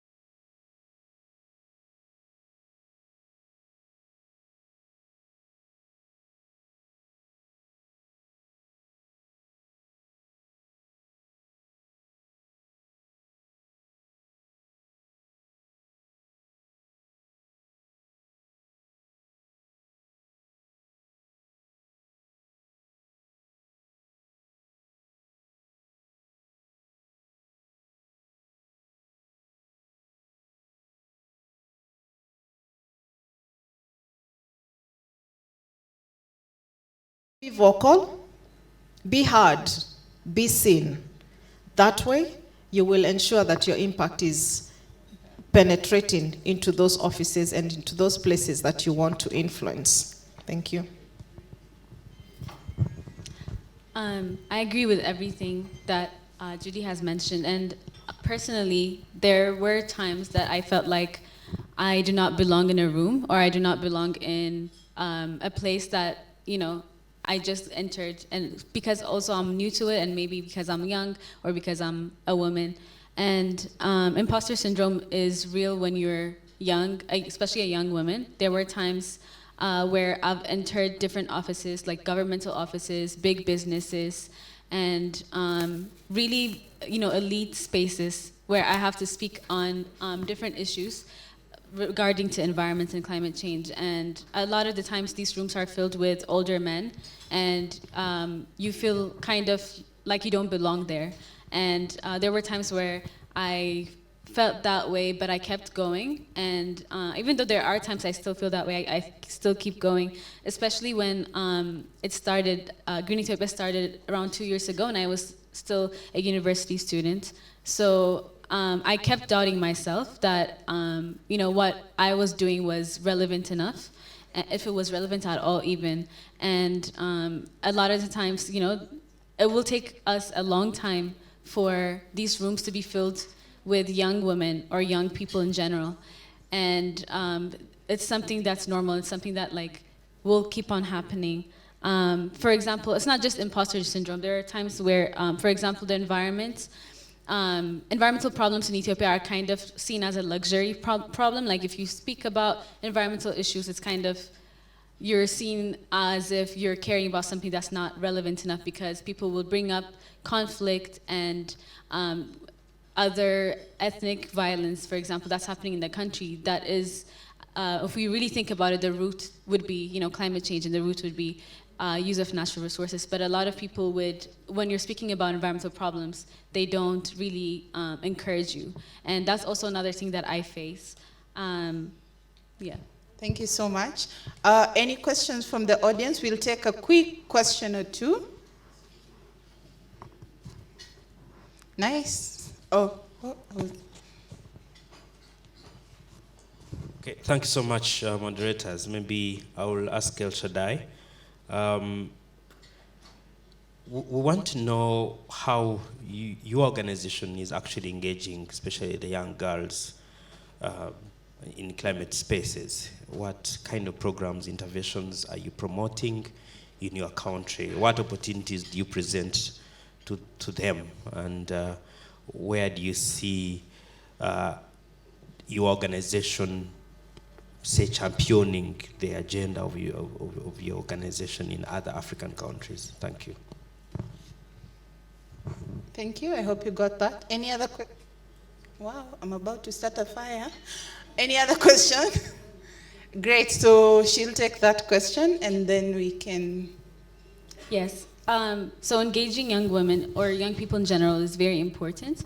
And one of the ways that we engage people, for example, we were involved with YWCA, Young Women's Christian Association, about a year ago, which was giving trainings on gender and climate change, and trying to find young women in different areas at universities or schools that were highly involved in different things, but to bring them together to train them on how Ethiopian women and African women are highly affected and vulnerable to the climate crisis. And this training, I was involved in it, and then as a group, the people who were involved, the first batch that was taking the training, then went ahead to give training to more women. So in this way, we were able to give these girls a volunteering experience for events that we had, also tell other women who are, who did not get education or are in different neighborhoods, to tell them about what climate change means just from the start, and how it will affect them and how it does affect them right now. And in the future, how we would like to engage them is through capacity building and by educating them, definitely, and urging the government to include climate science and climate change as a big, someone mentioned it earlier actually, as a big education part in the curriculum so that women can actually learn about this, and also by pushing women and girls in rural areas to go to school so that they can learn about this. And for Africa, in the future, we also want to collaborate with other organizations that are existing in Africa, such as Youth Go Green. I actually, before I came to this conference, I was not aware of it, but after talking to Edwin, we are looking to collaborate more, to have more young people in Ethiopia also involved as a collaborative effort in the country as well. Yeah, thank you so much. A round of applause for our panelists. Just hold your applause. I'll be very brief. I just wanted to, probably there could be organizations in here that would like to probably understand how you can be a UNFCCC observer or take part in the negotiations and in the activities that happen here. Or probably we are so lucky that everybody here is an accredited COP attendant. Are you all? Okay, I think I'll be sharing something that could probably be shared on the WhatsApp group. I just received that message this week while I was here, and it is the application for COP26, because the deadline is always August, so the deadline is 31st of August, but the requirements are everything that you have, I believe, so it will be easy, but it's also important to note that it's possible to also be a participant in these spaces. Thank you. Thank you, Judy. Thank you, El Shaddai. Let's clap for them. Loud. Some of you are not clapping, and that's rude. Thank you so much to our panelists. It's been great. Again, we'll still reach out to you because we recognize the resources that you are for us as young people. So a quick summary of the past 2 sessions we've had. We've been told a lot to go and read. One document that has stood out for me is the Gender Action Plan. So if you are in the room, make time to go look through that, the Kyoto Protocol, the COP processes. In case something missed you, just go and read. Keep moving has been emphasized. There's going to be obstacles coming your way, but keep moving. And then link your local actions to the global thinking and processes such as COP26. So thanks for listening, and I wish you a good remainder of sessions. My name is Christine Sayo. Let us just say woo to Christine. Thank you. Clap for her. Mumupigie makopi. Na balikuwa panelists tubapigie makopi sana. Okay, now those who don't know Kiswahili don't even know what I'm saying. They didn't clap. So I said let us clap for all the panelists that we had. Thank you so much, and I know we are progressing well with our tea. Before we invite the next panel here, and the lead facilitator for that panel, we have received someone very important in this room. Aren't you excited? And that is none other than Honorable Christine Kaya. I will introduce her appropriately when her time comes, but Honorable, you're most welcome. She's one person I've known for the last many years who is too passionate. Even in Parliament, all our debates are on climate change. And in fact, I will talk much about her and relating her to climate change. Right now, having even the climate change policy, that is Act of Parliament, it is her brain. She's among those who are the brainchild of that policy. So kudos for her. So Honorable Christine, you're most welcome, and feel free to associate with us, the young people who are in this room, and also share ideas. So right now, I would like us to put our hands together as we welcome none other than Patricia Morozi, who is going to be our facilitator for the next session. Please clap for her. That gives her energy to start. Thank you so much. And Patricia, you're free to know how to moderate this session, but I'll be coming in case you don't keep time. I'll be coming in, but I know the way I look at you, you're going to keep time. So please, you're most welcome, and the microphone is yours. Thank you. Thank you very much. My name is Patricia Morozi from Akina Mama wa Africa, and I'll be moderating the panel on the intersections of unpaid care work, domestic work, gender-based violence, conflict, and women's leadership. So I'd like to invite our panelists to join us here at the front, if you may.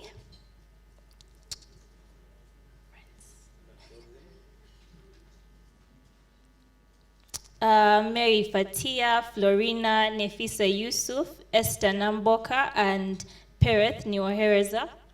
Please join us at the front. This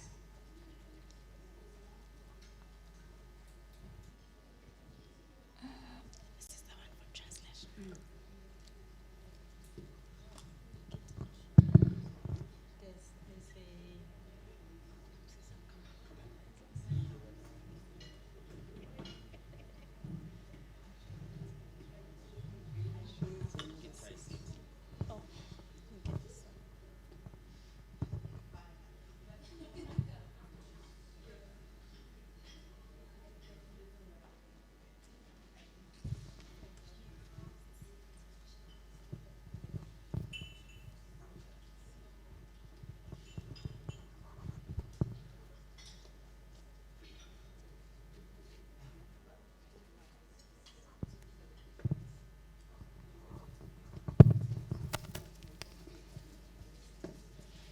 So I would like to welcome our panelists and ask them to introduce themselves.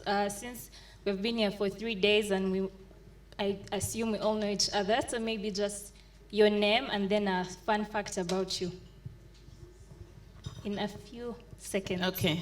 Thank you very much, Madam Moderator. My name is Esther Namboka, and I'm the Executive Director of Girls Forum International, and also partners with the Uganda Women's Network, and we implement unpaid care and domestic work in Kampala, though unpaid care and domestic work is also carried out in Gulu. Thank you very much.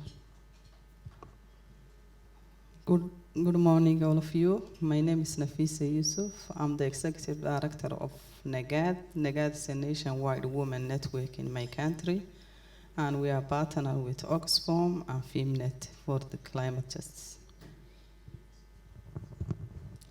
Good afternoon, everyone. My name is Mary Fatia. I work for Young Women's Christian Association of South Sudan as the program manager. Thank you. Greetings to you all. My name is Pereth Niwahereza. I work with Uganda Women's Network as the program officer. Thank you.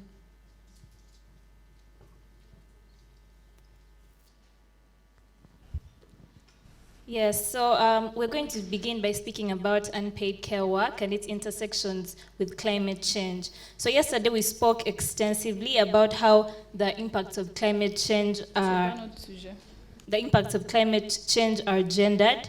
So to put things in context, I'll give a brief statistic from the International Labour Organization report on care work and the future of decent work.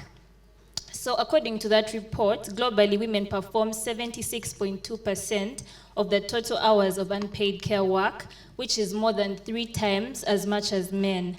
And other studies have shown that the global monetary value of unpaid care and domestic work is above 10.8 trillion United States dollars. So could you tell us, could you speak more about why tackling the exploitation and the undervaluation of women's work should be put in conversations about climate justice? Could Pereth Niwahereza take us through that? And Esther Namboka. All right. Thank you, moderator. I want to first explain a linkage between unpaid care and domestic work and climate change. Uganda, we are currently implementing the Sustainable Development Goals, And we all know that SDG 5 focuses on the achievement of gender equality and empowerment of women and girls, while SDG 13 focuses on taking urgent action to combat climate change and its impact. So how do these two interlink? You realize that SDG 5 intersects with SDG 3 in a way that it brings about the reflection on how women and girls are involved in any climate change action. Yeah. What is climate change anyway? We look at the long-term shifts in temperature, weather patterns, and these are kind of attributed to human activities and natural factors. And these manifest in landslides. We usually have droughts in Uganda, floods, and all these bring about displacement of people. Yeah, displacement of people. We have hunger, and then we have violence, because when we have floods and then gardens are washed away, people lose their crops, so that results into hunger. And then because we know women are the people who provide food, and then when there is hunger and you're not able to provide food on the table, then you attribute it to violence by your husband and your children. They will come to you and they'll be like, we need food, and there is no way how you can get food when floods actually washed away your gardens. So Uganda is among the countries really that experience these significant impacts of climate change. We have drops in water levels. Yeah, okay. So all these effects fall on women, because these are the women who interact more with environment. Yeah. So the climate change effects are so adverse, and they affect women in their care work because they constantly interact with the environment. For instance, when they're looking for firewood and there is no way how they can find firewood because the trees were cut down, the trees were cut down and they cannot find firewood, and so they need to find firewood to make a meal in their homes. They need to walk a million miles of distances to look for water, and they cannot find water because of climate change. They need to go to the gardens to do agriculture, and they cannot do because they were displaced. They have nowhere to practice agriculture from. And all these fall on women, and they increase a lot of care work on their shoulders. So it is really so unfortunate that women are the people who are most affected by climate change, most so here in Uganda. And they are less economically empowered because they will not have access to natural resources, which are economic resources. Yeah, so that is it. Thank you.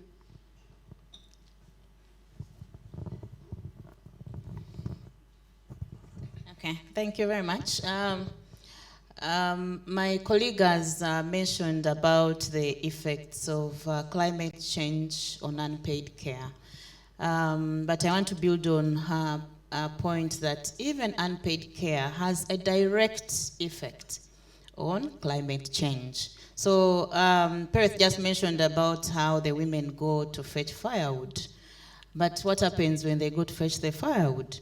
They cut down the trees. So there is a direct link, there's a direct intersectionality between these two conversations. So as we talk about how climate change will force a woman to walk miles and miles to look for water, or fail to put a meal on the plate just because the land is no longer productive.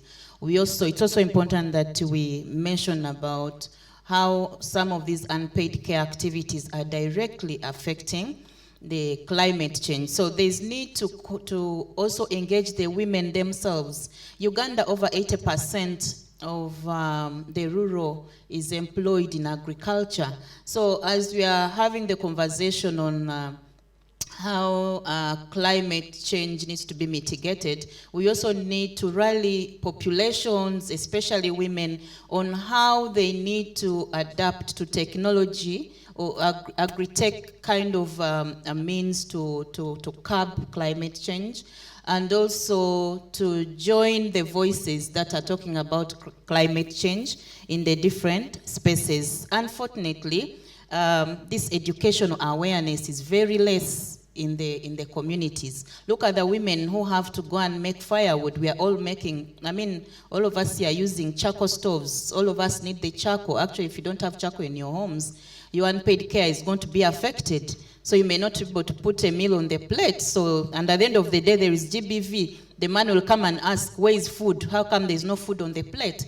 So, so there is a very direct intersection between these two, and it's very, very important, moderator, that we have most of these rural communities, and especially the women who are involved in agriculture, to have or to be part of these conversations. I would have been happy to see actually a rural woman in this space, in this discussion, on this platform, even on this panel. So, but these are some of the lessons that we have to put. We need to see school-going students as well. We need the curriculum so that our school-going children start learning about environmental conservation from childhood. So if we can have this taken further to the rural communities, I'm sure that it shall be able to curb climate change and negative effects, and also reduce the unpaid care and domestic work. Thank you. Thank you very much. To add on that, actually, in 2021, UNESCO called for environmental education to be a core curriculum component in all countries by 2025, which shows us the important role of education in addressing the impacts of climate change, especially on women and girls who are the most vulnerable in the communities. So I think we can move on to the intersection between climate change and conflict. I would like to give a few examples. More than half of the people affected by fighting in northern Ethiopia are women, and 48% are children. Also, South Sudan has experienced widespread seasonal flooding for 5 consecutive years, displacing over 500,000 people. So, Florina and Mary, could you tell us more about the impact of climate change and conflict to women's leadership? And is there any impact at all, if any? Could you explain to us those linkages?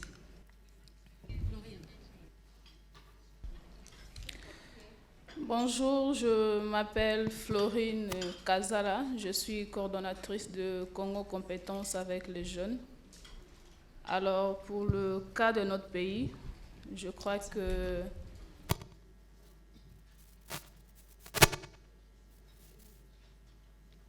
Yes, can I go on?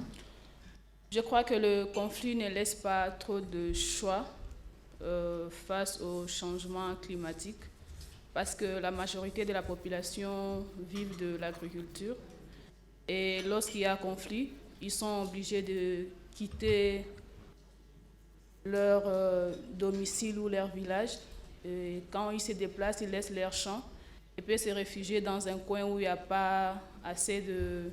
où la terre n'est pas fertile. Et là, ils sont victimes de famine et autre chose. Alors, c'est plus les femmes et les enfants qui sont victimes. Yeah. Can I go on?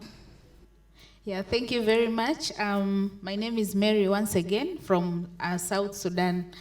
So for those of you who have been in South Sudan, you might have experienced the heat that is very high, and it can really lead to serious drought that is really burning out crops and also affecting livestock and making people to shift from one location to another, whereby when the cattle keepers move from one location to another, it also causes conflict because they are going to affect people's homes, destroy people's crops with the animals. So serious effect also on the communities, causing intercommunal conflict. And again, when we now cry for rain and serious flood keeps coming, So it's the climate is just real in South Sudan, because when it floods, it really affects serious destruction of, and women are the most affected because they will lose everything that they have, and they just, some people even die, and children, and including all properties. So women are the most affected in terms of GBV, and also children, especially school-going girls, are the people who cannot continue anymore with their education. So in that means that they will not be educated, and they will not even know about climate, and they will not be engaged in terms of leadership. So that is why so many women in South Sudan still do not understand what climate change is. It is because they have been affected so many times, and they do not even get the opportunity to learn or to understand what the climate change is, and how they can be able to really mitigate it. Thank you. Yes, I'm glad that you've spoken about the displacement of women and girls when these disasters hit, and how it makes them more vulnerable, especially when you are now in need of aid, because in January 2021 or 22, there were accusations against aid workers who were soliciting sex in exchange for basic necessities like food and pads and just simple things like that. And anytime that there is sex through coercion, that's rape. So we see how even when people are displaced, women and girls are displaced, they become more vulnerable to sexual and gender-based violence. So that's why it's important to address these intersections of SGBV and climate change. Yes. So additionally, I wanted you to talk about climate justice and women's leadership. We know that only a third of leadership positions in climate change negotiations are held by women. And if we go into the specifics of how many of those are African, then the situation is even much worse. So can you tell us how crucial is young women's participation in these climate spaces to addressing the crisis? Yeah, I think young women are the most affected in this, and they have to be the ones to go actually and participate and tell the true story from their perspective, how it is affecting them, rather than someone talking on their behalf, because it will then not be a true story, and then they will not be taken serious. So it is important that young women take up their spaces and participate, and it should be meaningful participation rather than just bringing someone on board and sitting and even without saying anything or contributing to anything during the discussion. So it's really, and we have experienced a lot of this, that young women go to spaces, global spaces, and don't do anything apart from sleeping in hotels, maybe doing all the hashtags and all the selfies, but don't really participate. So all we want is the participation of young women, so that we are the ones who are facing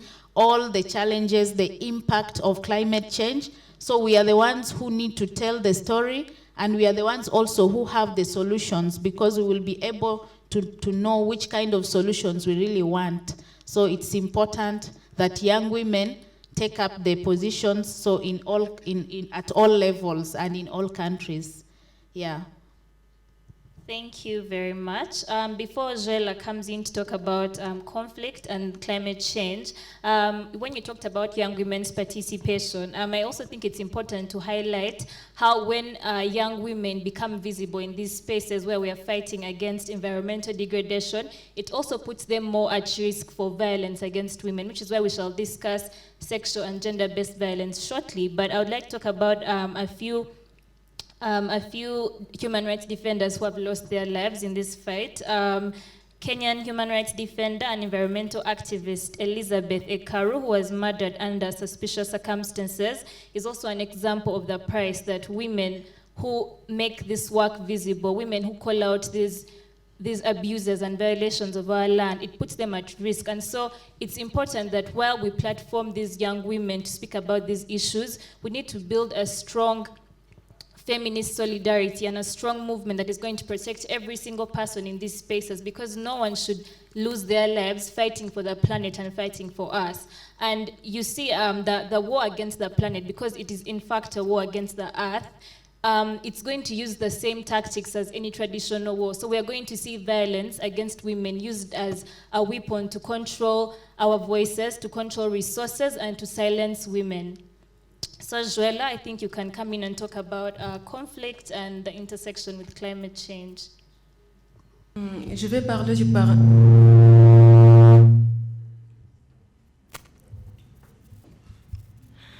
Je vais parler de la question liée à l'implication de jeunes et de femmes dans les zones où il y a des conflits. Pour nous, je pense qu'ils sont acteurs et victimes en même temps. Parce que quand il s'agit des questions des changements climatiques, questions d'exploitation des ressources naturelles, vous allez remarquer que ce sont des jeunes qui sont utilisés pour couper les arbres, pour détruire l'environnement. Et elles n'ont pas souvent le choix de le faire parce qu'ils cherchent à manger, ils n'ont pas de boulot, ils n'ont rien, ils n'ont pas même d'informations parce qu'ils se trouvent dans des endroits aussi très reculés avec moins d'informations par rapport à la question liée au genre, à la question liée à la sécurité du changement climatique. Donc tout ça, ça pousse le jeune à pouvoir chercher de quoi manger par rapport à l'exploitation des ressources naturelles. Vous allez remarquer même à cause des conflits armés, où il y a plus de 90% de jeunes qui sont actifs dans des groupes armés à l'Est. Bon, quand je parle de la RDC, à l'Est de la RDC, mais même au centre, il y en a beaucoup de groupes armés qui sont internes et externes au pays. Et bon, ce qui les préoccupe le plus, ce sont des arbres, par exemple, ce sont des ressources naturelles et il y a des conséquences liées à l'environnement, liées aux ressources naturelles. Pourtant, si je parle de la RDC, c'est une parmi les pays qui est considéré comme le poumon de l'humanité, où les arbres doivent être protégés, où les espaces protégés doivent normalement, permettez-moi la tautologie, doivent être protégés par d'abord la population. Donc les conflits armés ont vraiment un lien très direct aux ressources naturelles, au changement climatique même. Et vous allez remarquer que ce sont ces gouvernements-là qui ont besoin des ressources du minerai qui le font, sachant même, et ils sont plus informés même par rapport à la population qui sont victimes de violences sexuelles parce que ces pays sont en train de chercher des ressources naturelles. Voilà pourquoi il y a beaucoup de recommandations qui sont liées sur l'information des jeunes, l'appui aux organisations de jeunes qui sont actifs au niveau rural, loin de la civilisation, parce qu'il y a certains territoires, si je prends par exemple en RDC, le territoire qu'on appelle Chabunda, c'est un territoire qui est très enclavé, tellement riche, mais il y a beaucoup de destruction de l'environnement qui se font là-bas, pas par la population. Moi, je peux dire la population parce que c'est elle qui est sur le terrain, mais il y a des personnes qui sont derrière et qui sont en train de les pousser à détruire l'environnement. Et vous allez remarquer qu'actuellement, il y a beaucoup d'organisations de jeunes qui sont en train de s'efforcer pour faire certaines activités, mais ils n'ont pas d'accompagnement. On se limite très souvent à appuyer des organisations qui sont dans des villes, dans des grandes agglomérations, mais on laisse les organisations de jeunes, des femmes qui sont au niveau des territoires. Il y a multiplicité aussi de violences sexuelles au niveau de ces territoires et ça ne permet pas aux femmes et aux jeunes de pouvoir assumer des postes de prise de décision parce qu'ils sont plus préoccupés par les problèmes liés à leur sécurité. Merci.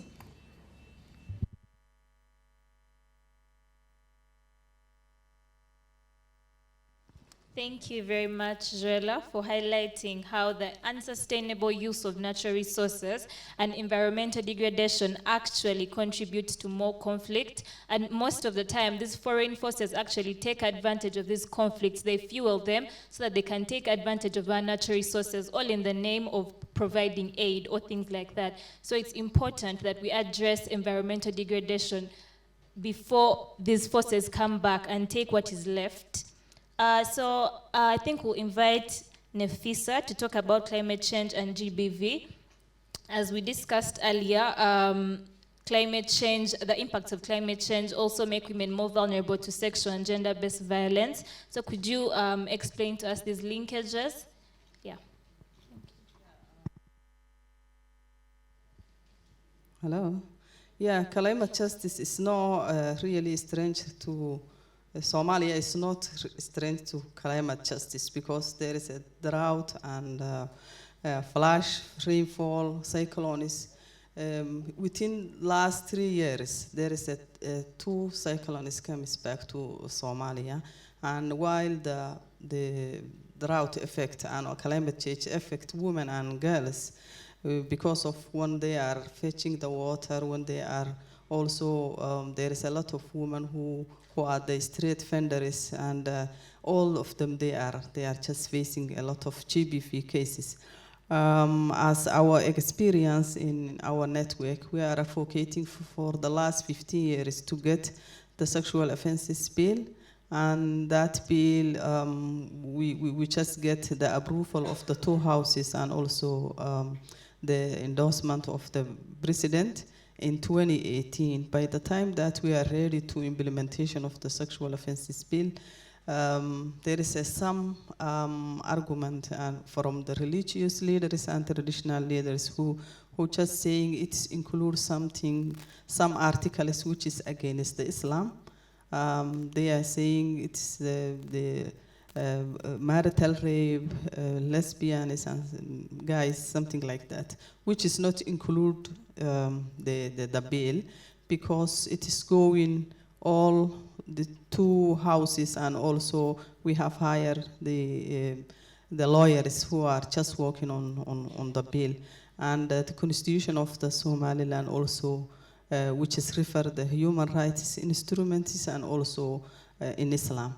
So on that regard, still the rate of GBV and SGBV, it is increasing in all Somalia, and it is morely the most of them increasing the COVID-19 and also at the time of the drought.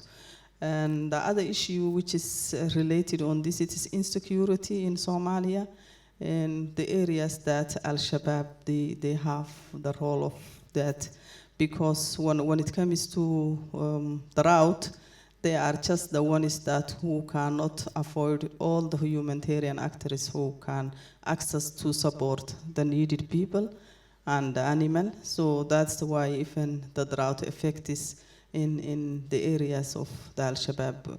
And also they recruit the young boys to extremists especially on the drought season.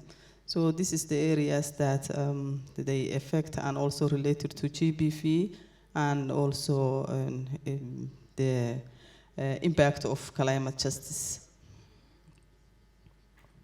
Thank you very much, Nafisa. So could the panelists tell us what challenges have you faced in this work? For us, when it comes to the government style, and I'm talking about all Somalia, although I'm from Somaliland, but I'm talking about all Somalia because women are same, they have same needs in every area, and there is no representation in women. For example, we have 2 houses. We don't have any upper house representative of women and lower house. It's 162, 64, and none of women. We have almost 36 ministers out of 3, 1 full minister and 2 deputy. And on that regard, we have a strong activist, women-led organizations and women activists who have that role, but our voice is not heard because of the less of government representations that we have. Because when it comes to that sexual offenses policy that I am talking about, none of women who are on the table, if they can have, they can work on it when the policy back to the houses. So when it comes to the leadership, we don't have. But as we engage the young female, both graduates and undergraduates, we open up a forum that we can invite a mentor that who can train them the way they can go on representation. Also, we engage and support the education, especially the university's fees that we can provide the youth, because education, economic, and representation are interlinked. So unless women cannot equip it educationally and economically, she cannot go rep. And in our regard, we have the democratization system, which is based on clan system. And clan always they nominate male rather than female. Thank you very much. I also wanted to comment on the issue of representation, to say that we have realized over time that it's not just about putting more women in the spaces or more girls. It also matters the politics that these people stand for, because you may put someone there thinking, oh, okay, now women are being represented, and then they have this internalized patriarchy, and they are pushing the same agendas as the people who are already there, and so no change will happen. So it's important to support these young women to make sure that their politics grows, that they develop in the work, so that when they reach in these spaces, they are pushing the right agenda and not just going with the rest of the house.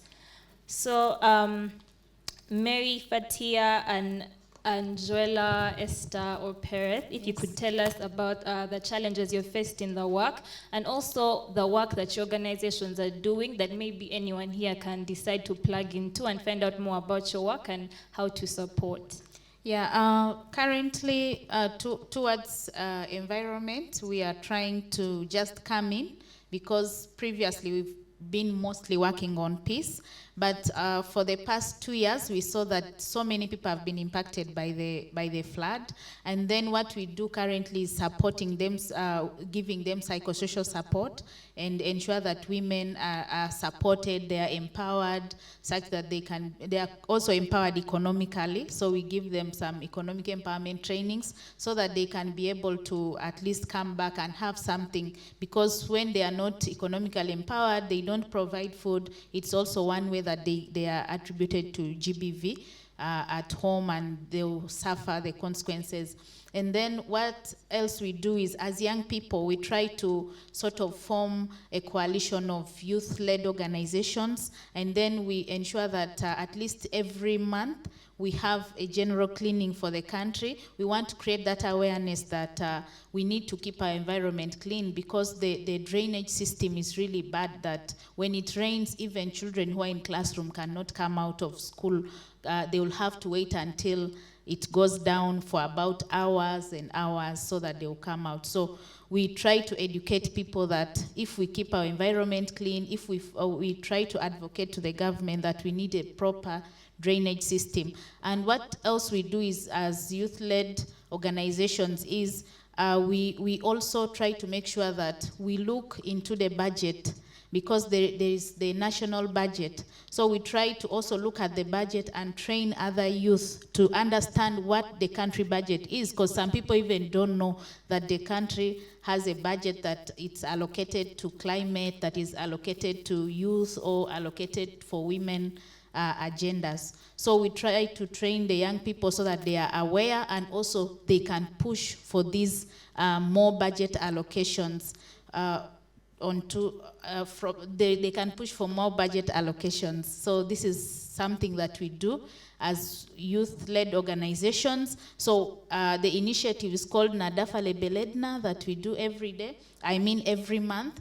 And also we have the Let Girls Talk initiative that is found within the YWCA. It is an initiative created to give young women space so that they can discuss issues that affect them, and then together they can find solutions and try to see how they can collectively advocate, because it's not also easy to do advocacy in my country because of the political situation that is currently existing. So many young people, so many energetic feminists, and also the young men are now not within the country because they have tried to push, they have tried to raise their voices, and then they cannot again go back because of the political situation. So what we do is try to come together so that we are a big force rather than doing it alone. So as women rights organizations, youth-led organizations, so we try to ensure that we do it together.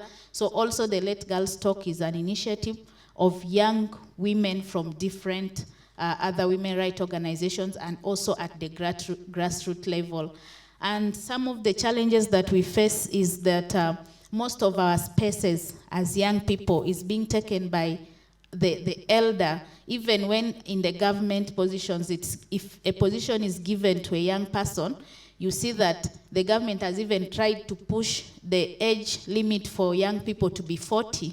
So now when you're 40, you're a young person, so you can participate. So if in our position, so I thank the Oxfam and everyone who are able to bring us here. At least we will have also voice of the young people, because we are not sure who will be going on behalf of South Sudan, and will they represent the young people or not. So yeah, thank you.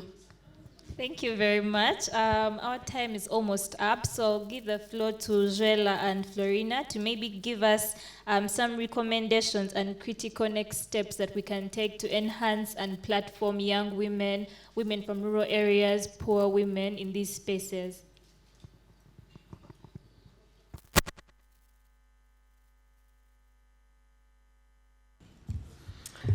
En termes de recommandations que nous pouvons recommander, bon, en fait, nous avons cette chance-là au niveau de notre pays. Il y a ce qu'on appelle le Conseil national de la jeunesse.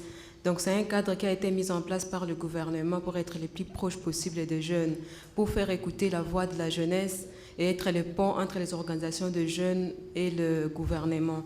Et au niveau de ma province, moi, je suis l'aînée, c'est une chance, je vous assure, je suis l'aînée. En RDC, il y a 26 provinces. Et je suis la seule femme présidente de DG au niveau provincial. Et ça montre un exemple auprès des autres femmes par rapport d'abord aux questions liées aux ressources naturelles. Déjà, ça pousse les autres femmes à pouvoir prendre des décisions, à pouvoir les aider, parce qu'il y a ces problèmes, comme vient de le dire madame, les problèmes de mentorat. Il y a toujours des problèmes de conflits intergénérationnels. Quand il y a ces genres d'activités, ce sont souvent les mêmes personnes qui ont déjà eu beaucoup de formation, qui ont déjà eu beaucoup d'apprentissage par rapport à ça, qui viennent encore. Et puis il y a ces déclins, il y a ces fissures entre les jeunes femmes qui ont des informations sur les questions du changement climatique, les informations sur le gender de femmes ou bien de filles qui sont encore dans l'école primaire, école secondaire. C'est un fossé, et voilà pourquoi on est en train de recommander à faire des activités pour boucler ce vide-là, essayer de faire relever autant de jeunes filles qui se trouvent au niveau primaire, secondaire, à intervenir sur le plan de gender, à prendre des décisions, à entrer dans la classe des personnes qui peuvent prendre des décisions sur les questions des changements climatiques. Et dans les zones où il y a des conflits, où il y a des femmes qui se font violer parce qu'elles doivent se déplacer de ces milieux où il y a des conflits armés, nous sommes en train de pouvoir recommander à ce qu'il puisse y avoir des décisions qui soient prises tant au niveau de notre pays qu'au niveau régional pour protéger les espaces, l'espace où il y a des ressources naturelles, parce que ce sera bénéfique pas seulement pour la RDC, mais aussi pour tout le monde entier, surtout pour l'Afrique, toute la région dans laquelle nous sommes. Troisièmement, nous sommes en train de recommander par rapport à l'infertilité des sols. Vous remarquerez que lorsqu'il y a des exploitations des ressources naturelles, on utilise des produits chimiques, des produits qui entrent dans le sol et qui font en sorte qu'ils ne puissent pas avoir la productivité, les sols ne puissent pas être productifs. Mais aussi, il y a certaines matières aussi qu'on jette dans des eaux. Ils font tuer des animaux, ça fait tuer les poissons, et ça amène la sécurité alimentaire. Et donc voilà pourquoi nous recommandons aussi, c'est qu'on puisse tenir compte vraiment de la protection des eaux, la protection des terres par les communautés qui se trouvent au-delà même de notre pays, afin que les populations soient protégées, pas seulement par les Congolais, par le pays où il y a les insécurités, mais aussi par la sous-région, pour qu'il puisse y avoir de la paix, ça puisse aider à ce que les ressources naturelles soient protégées et que le changement climatique puisse vraiment diminuer.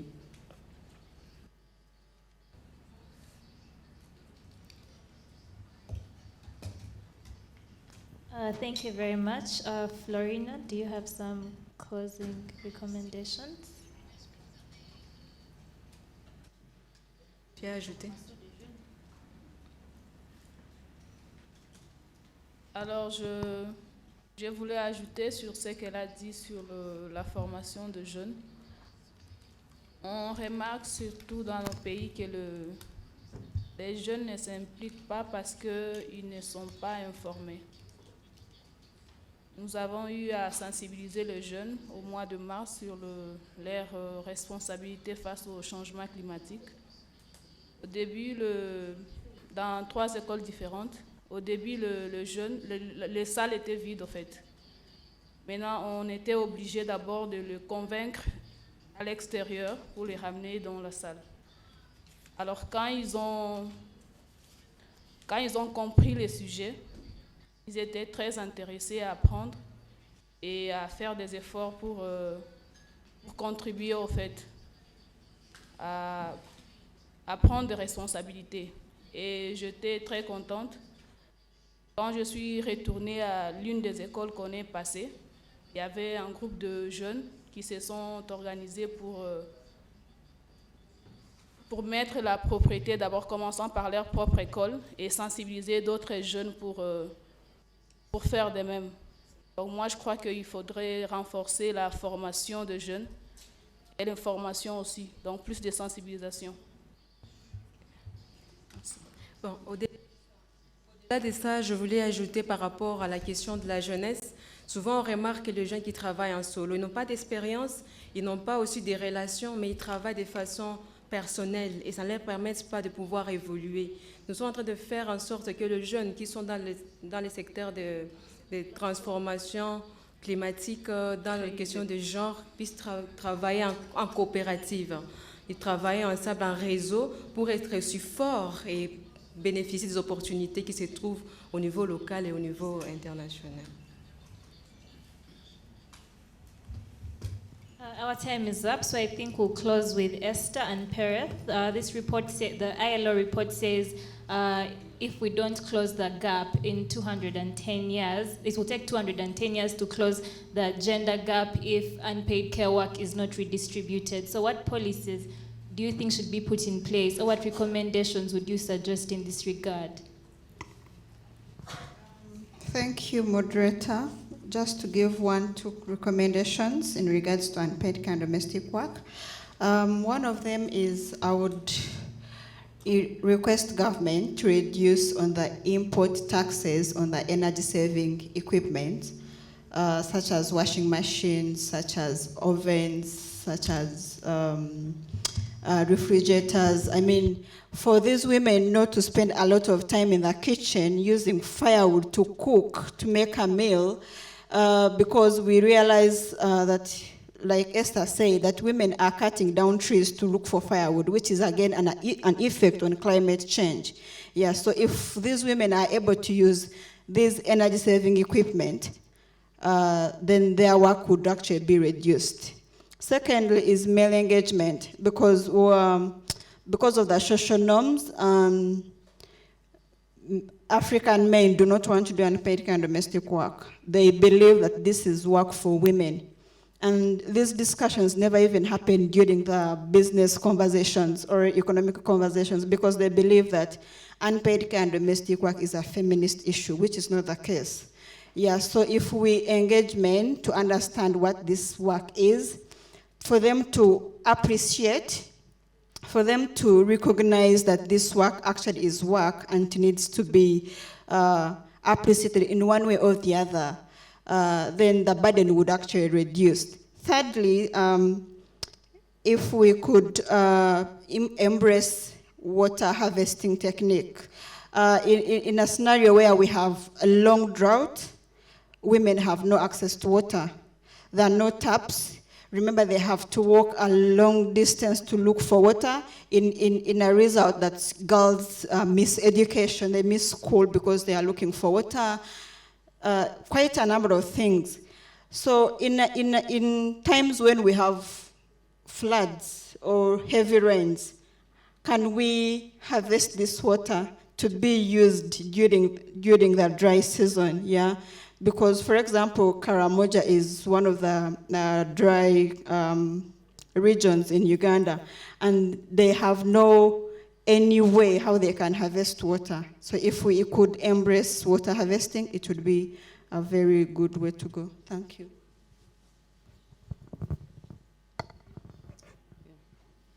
Thank you. Something important that I wanted to mention, but it escaped my mind earlier, was that climate change as well affects provision of public social services. And this includes education, the construction of schools, the teachers crossing from one place to another. So if we have weather changes in terms of flooding, that means that the bridges will be cut off, islands will be left on their own, therefore service provision becomes very, very difficult. And what does this mean? This means that the girl who would have gone to school because there is a school is not able to proceed to school. They will be forced to stay at home to continue with unpaid care and domestic work. And also the same applies to the hospitals and also availability of drugs and medication. So the same thing, if at all there is no proper medication or health facilities, it is still the women who are going to stay at home, nurse over children, and so the burden still continues and the conversation also continues. A recommendation, my colleague Pereth has mentioned about water harvesting. In addition to that, the government also needs to invest into irrigation schemes or patterns, or even invest in greenhouses to make sure that climate change effects are mitigated.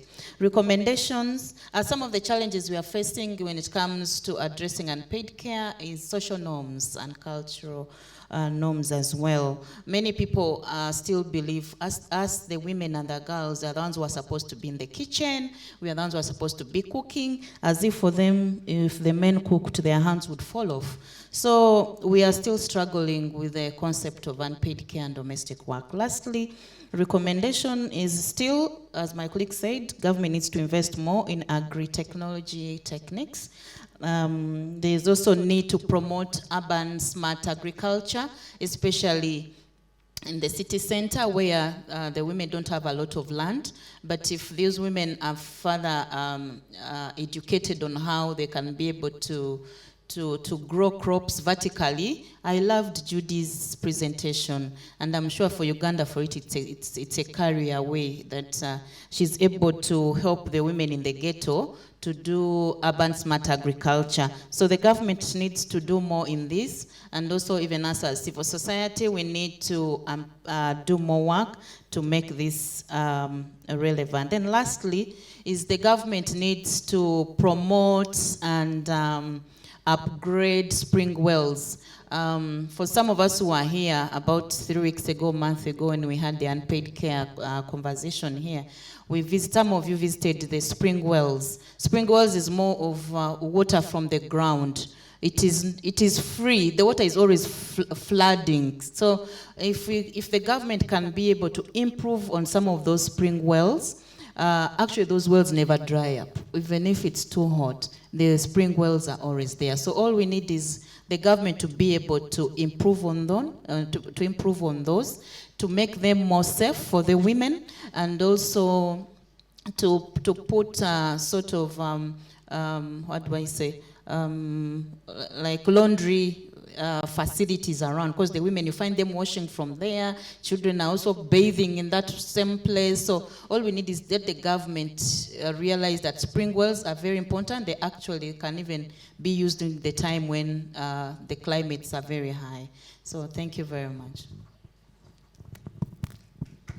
Thank you very much to our panelists. So I think in closing, really what we can say is that what we need to challenge are the systems of capitalism that tell us that we have to maximize profits at any cost, at the cost of people and at the cost of the environment. And as she said before, women are the majority poor, so they rely the most on public resources. So we need to focus on financing our public services so that women do not miss out. And feminist intersectional approaches always center the most marginalized, who are women and girls. and other marginalized groups. So when people hear that a vulnerable community is being centered, they think that that means others won't get access to services. But the thing is, if the most vulnerable can access a service, that means even the most privileged person will have access to it. So that's why we center the most marginalized communities in this conversation. So I would like to thank our panelists. That was a beautiful conversation. And to everyone in the room for listening. If there are any questions for the panelists, we'll take them now, or additional comments on any of the topics that were discussed.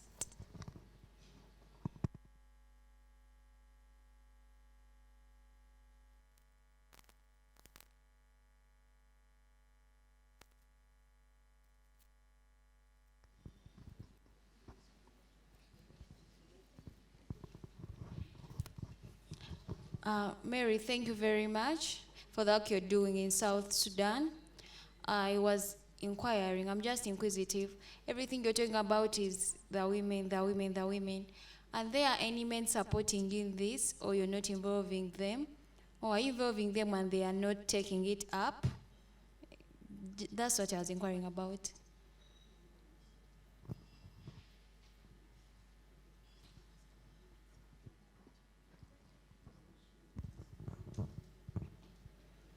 Answer straight away. Thank you so much for the question.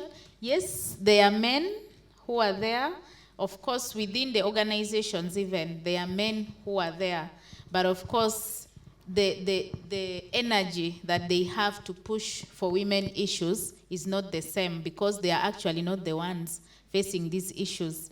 So facing the challenges. So they are there, but of course they don't take it up seriously. So when I talk of positions given to women, or positions that are required for women, so the men would fight for it at that level, and then less or few position is only given to the women. So men are there. There are few who are really pro-feminist, but then also the energy is not that much. Yeah.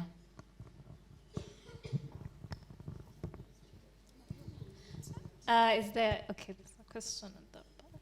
Yes, you can use your mic. Yeah, thank you so much. It's just a quick addition, and for purposes of emphasis, somebody talked about the fact that women are not homogeneous. In fact, somebody said how they wish somebody from the countryside was part of this. I think it goes even down for us to be challenged in our programming to say what kind of women do we want to get involved at the end of the day. Because when you look at the spectrum, you have young women, you have women that have gone to school, you have women that have not, you have women that are elderly, you have women that are single mothers. You know, it's a whole lot of, each one of them is affected differently. So in as much as possible, even when we are representing, even when we are doing programs, initiatives, I think we need to put that at the back of our minds. So I thank you so much for the sharing you've done.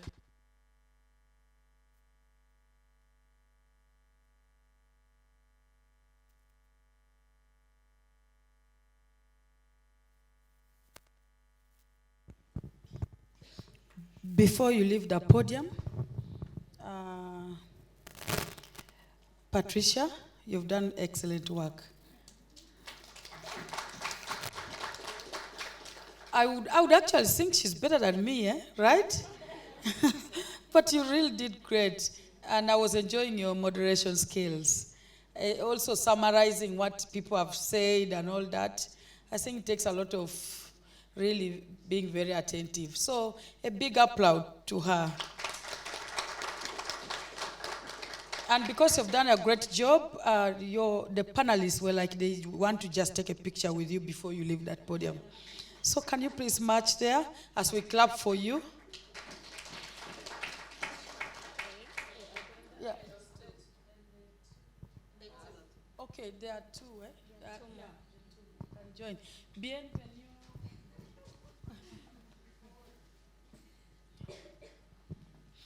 Okay.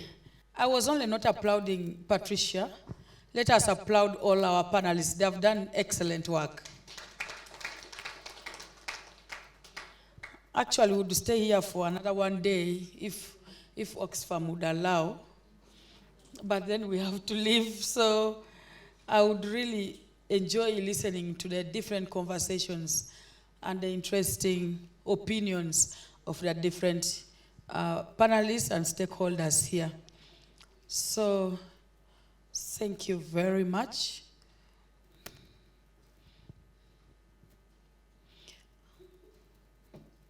I think I shouldn't miss out.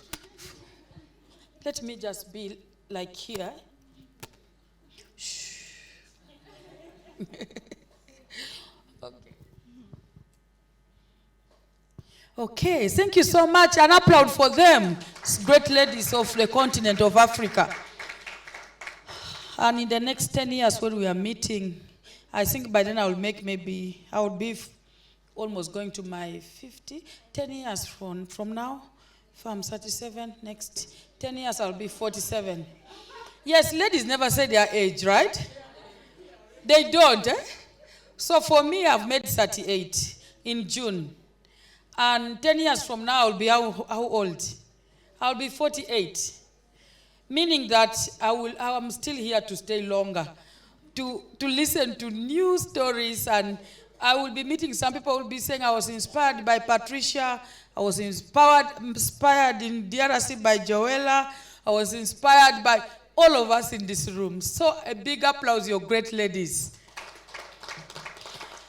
So before we get to the next session, I want to invite our poet.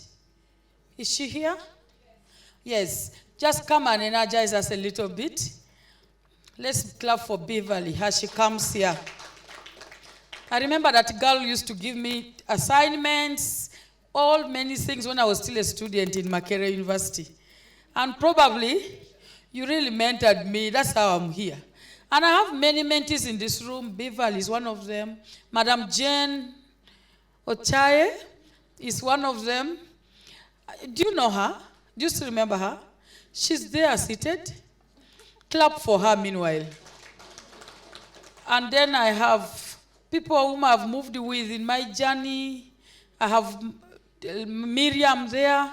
We've moved together. Actually, I don't know her age. We might be, I think I'm older than you a little bit. But we've moved together from student to youth and all that. I have Edwin. Edwin has gone out. But almost in this room, summarily, Collins is my friend also. There, you stand up and I see you. Yes. But for him, he was young. Bambi is grown up. And then, of course, I will not forget Jackson. I will not forget Titi. Is Titi there? I know she doesn't even want to stand up. Yeah, she went outside. So whenever you get to a place where you meet people whom you have moved with, you just clap for them. Of course, I will not forget the Honorable who has just come in, Honorable Kaya Christine. So clap for all those people I've known before. And now I've added all of you to my buffet. So over to you, Beverly. Thank you, Honorable. Honorable Minister and distinguished guests, good morning. Good afternoon, actually. I come with a delegation of young climate change activists. If they could come here, and you will read for me the word that you see. What word is that you see? Oh, no. Put it up. All right, what word is that? Again, please. Excellent. The word is choices. And this creative presentation is about how our individual choices interact with climate change, whether or not you're aware of it. Towards the end of last year, just as my eldest daughter turned 13, she was invited for a sleepover. I do not advocate sleepovers at all, but this lady who invited her over and her daughter, they're British, and the British and Americans are so keen on sleepovers. That's how they engage in friendship. You come and spend a night. The husband is a relative of mine. As she went, I told my friend, she's called Sam, I said, Sam, Zion, my eldest daughter, has just started her periods. So is it possible for you to just take her to a pit latrine where she may dispose of the used pads? Sam kept quiet. And that was a unique interaction of climate change. What do you think Sam's response was to that? She was against the idea, but why do you think that was? She was against the idea of my daughter using pads. Why do you think that was?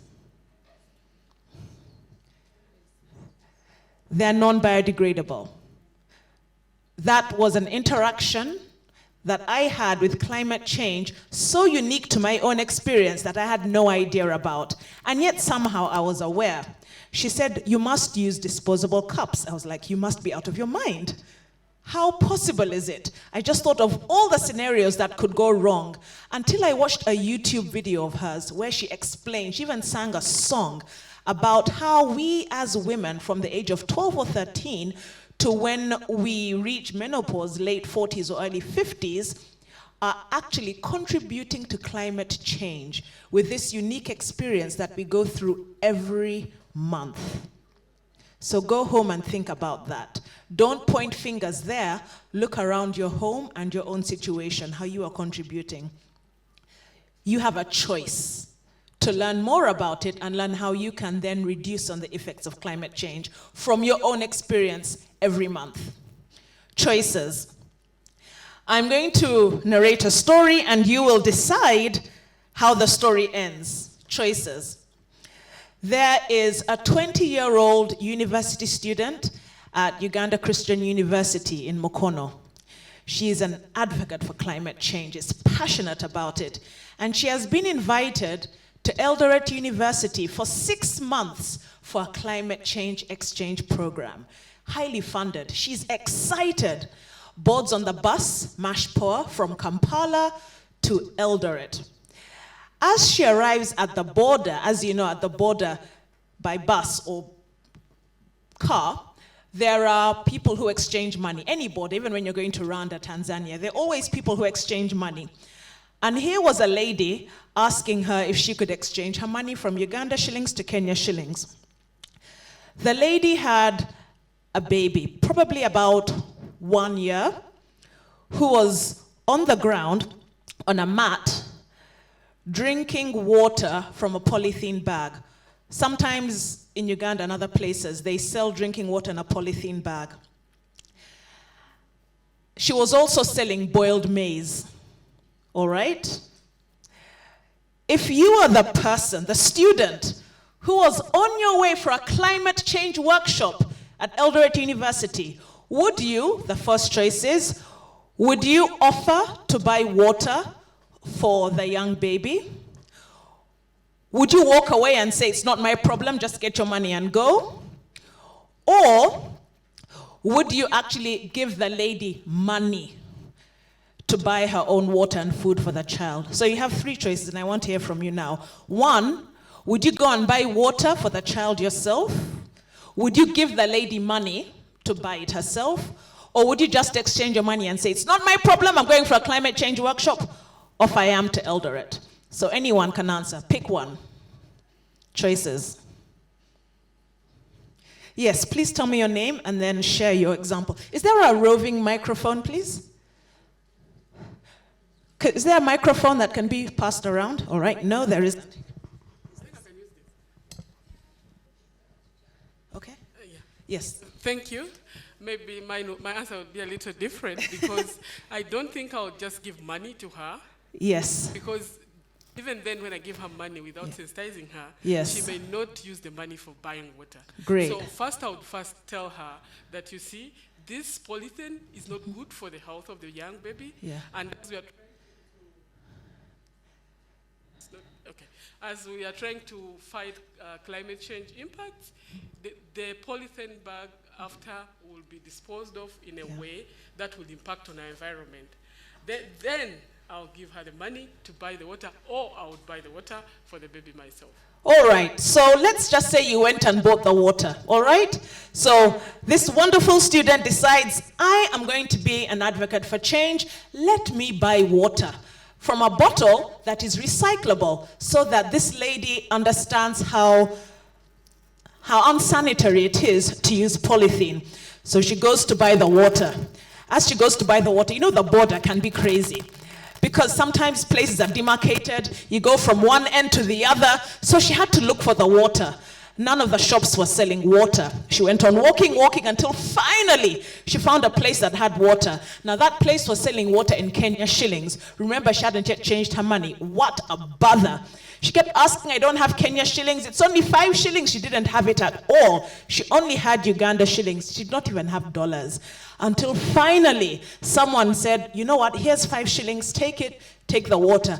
So she goes, runs, it's a long distance, goes to give the lady her water, then gets her own money. What a kind deed.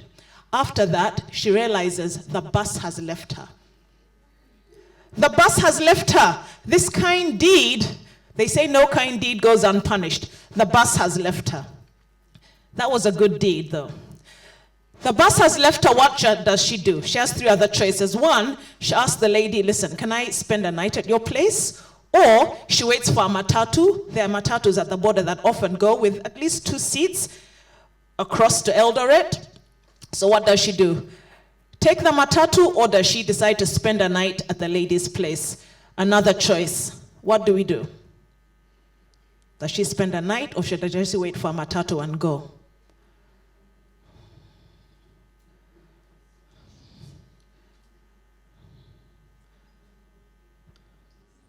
Yeah, life isn't simple. It never is.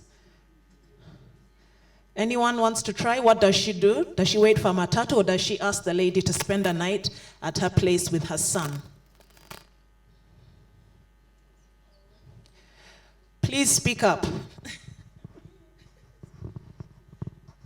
I said I'll wait for the matatu. Excellent. So now we have agreed we are going in the matatu. As she goes in the matatu, she is seated next to somebody. And the person says, I saw what you did with that lady. Let me tell you, that lady is a prostitute. We stopped helping her.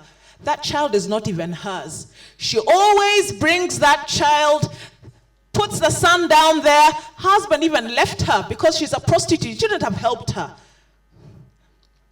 She goes on to Eldoret. As she arrives at the university, she's at the climate change workshop, and she tells them her experience. This is what her students tell her. We're not really interested.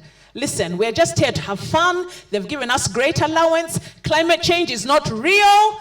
Join us and have fun. After all, they're paying us good allowances. We're staying in this wonderful guest house. Again, choices. We interact with climate change every day. Thank you so much. The choices we take and the choices we make. So let us clap for Beverly and the team. Now I would like to invite the host for the next session. Next session should take us like just 10 minutes. Then we go for our communique, because that's a very important session. It will summarize whatever we've been doing in this room. So may I therefore take this moment to invite this great lady of Africa, who will take us through, who is a communications influencer in the continent, and she's none other than Dora Itunga. Dora Itunga, are you there? It's an online presentation. Pardon?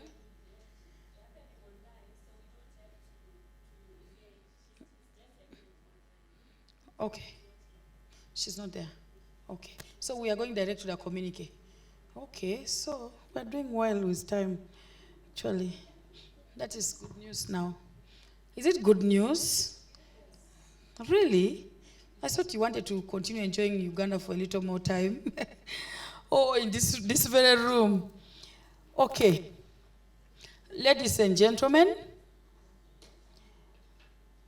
we have been here for 3 days now,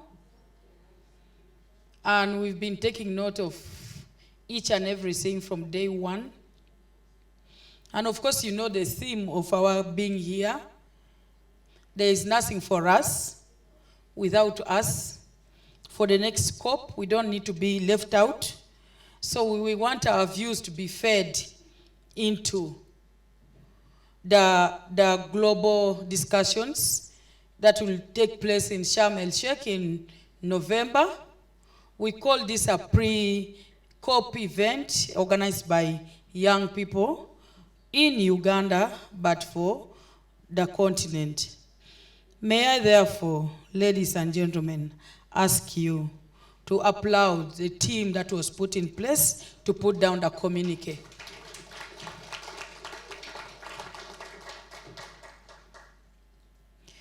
And before we receive the communique from the young people, allow me, ladies and gentlemen, introduce to you one of my longtime friends and a legislator in the Republic of Uganda, a holder of a master's in land use and regional development.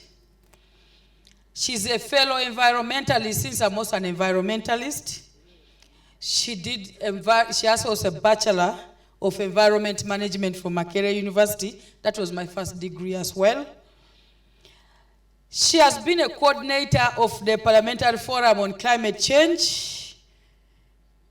And that's a forum which I started in the 9th Parliament, in the Parliament of Uganda. But she has championed a lot of activities in the Parliament of Uganda, including the recently enacted Climate Change Act of the Republic of Uganda. Out of the 55 countries, Uganda became a priority, a pilot country. She's a member of the Green Climate Fund Designated Committee. She is the director for African Coalition on Green Growth, where I'm also a member. She has coordinated so many parliamentary engagements, including, and not limited to, parliamentarians' engagement in energy legislation on the renewable energy global coordination. Ladies and gentlemen, I introduce to you Honorable Christine Kaya, who is a minister. And she's the woman member of parliament for Chiboga district. Those of us who come from Uganda, you know where Chiboga is. It's in central part of Uganda. And she is going to be our guest in the closure of this particular event.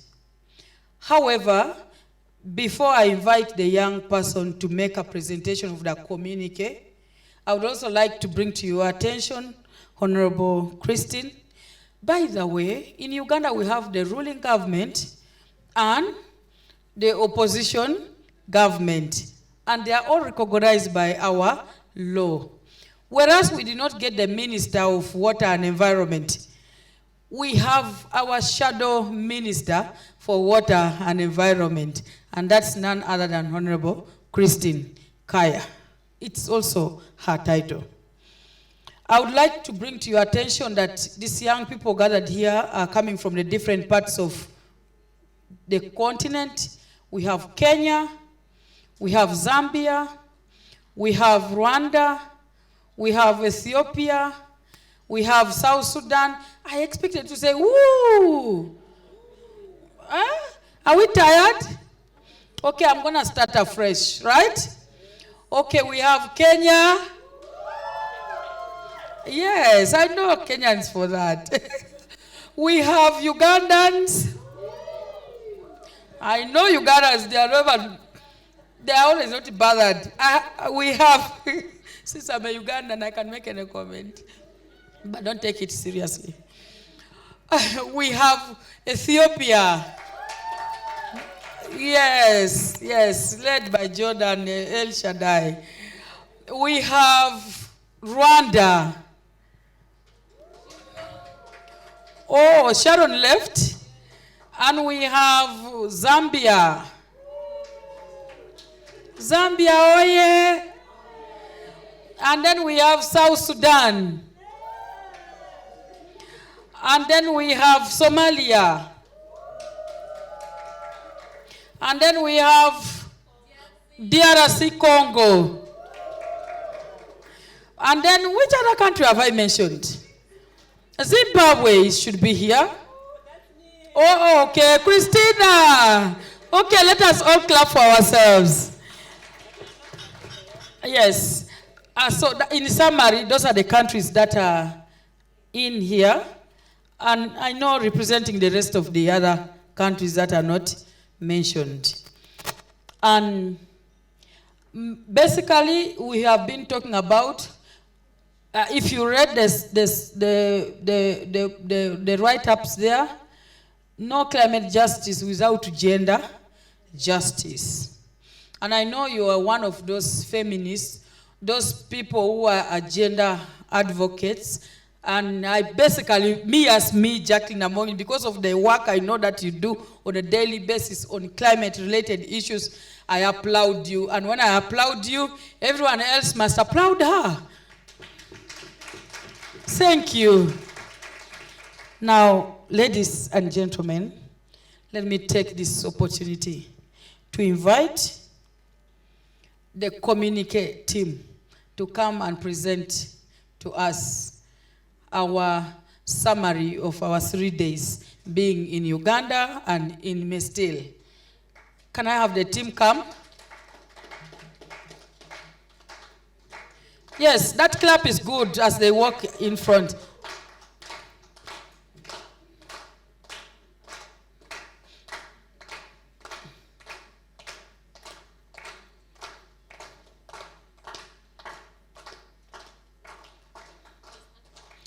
Pardon? Yeah. Yeah, it's okay. You can even say it. I don't know how, whatever way you want to present the communique. Hi, everyone. All protocols observed. Ladies and gentlemen, and all climate justice champions here, good afternoon. Good afternoon. My name is Stella Nderito. I was part of the team working on the communique, and I would like to ask all the members who sat in the communique team to kindly stand. Would like to honor you, and please join us here. We are not all of us, are we? I think there are 2 more people. Mary and Sharon. Are they here? Oh, they've left. Okay. All right. Yeah, so.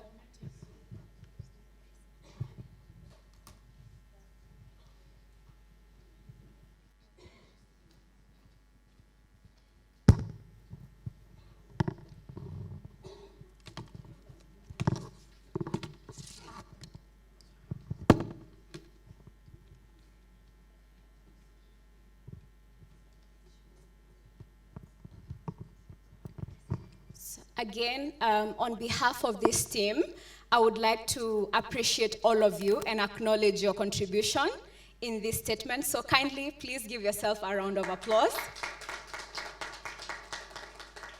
And we tried within the best of our ability to make sure that we incorporated all the feedback that you shared during all our discussions. And we hope that after reading this communique, you will then be able to share with us feedback on the additions and subtractions that we should have on the document so that it's a reflection of everything that we've discussed here, right? All right. So I'm just going to read the introduction, and then I will invite Miriam, and then Jodahi, and then Javwa to read through. So please take note of what we read. Communique by young feminists in the Heka region pre-COP27. we, climate justice and gender justice champions from the Heka region, meeting through the young feminists convening pre-COP27 in Kampala, Uganda, held from 24th to 26th August 2022, representing the grassroots communities and climate justice champions from our region, convened on a common agenda of climate justice through a gender lens, challenging deeply rooted systems of oppression on African girls, women, and youth, which have been enabled over decades of structural patriarchy. As young people in the region, we are concerned about the continued prioritization of profits over people and the planet. Worst of all, the impacts of climate change are not gender neutral. The lucrative, exploitative activities that destroy our environment disproportionately affect girls and women and rob them of dignified lives. We demand from all national, regional, and global stakeholders deliberate investments centered on gender just and youth-led climate just initiatives. There is no climate justice without gender justice and the youth.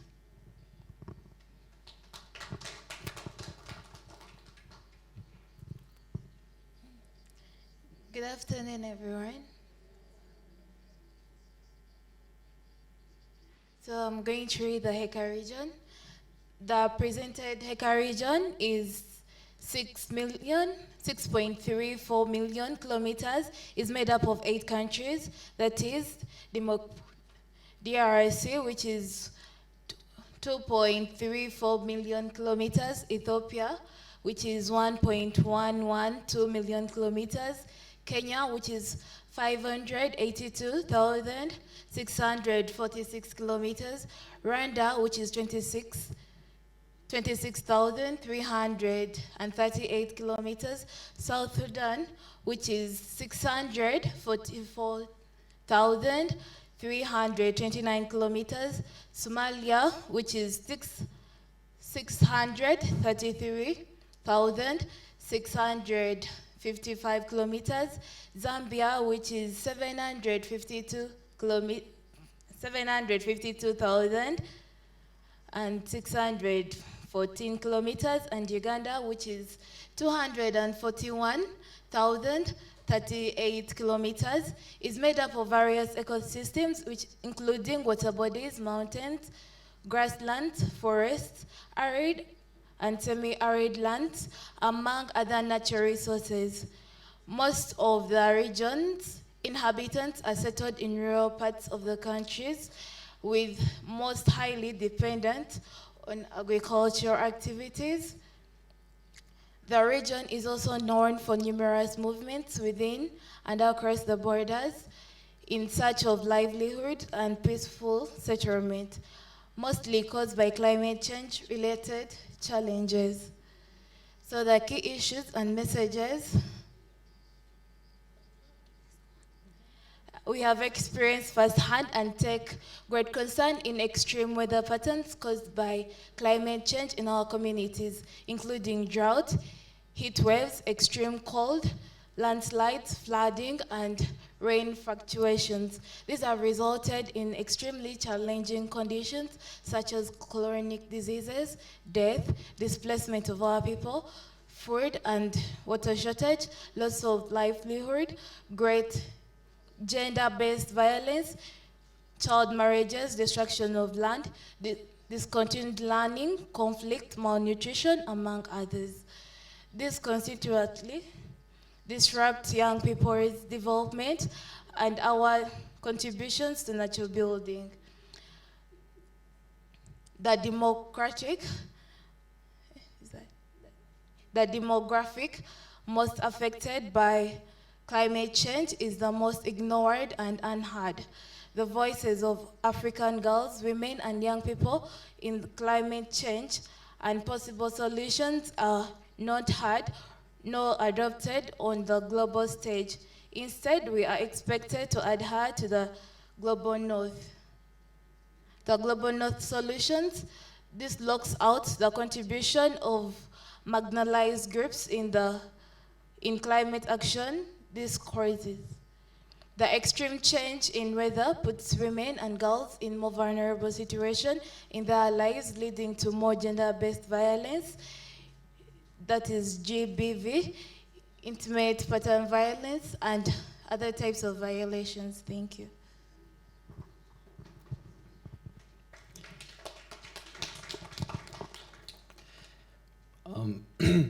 Hello, everyone. My name is Jodahe. I'm going to be continuing about the key issues and messages. So follow through. And I just want to say I'm very happy to be part of this team and part of this event.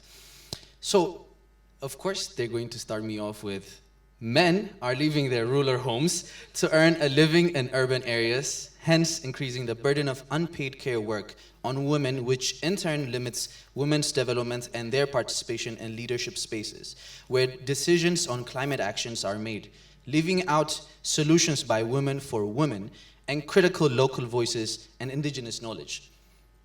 There are knowledge hierarchies on climate justice, mostly from global north, that do not factor in the solutions from the global south.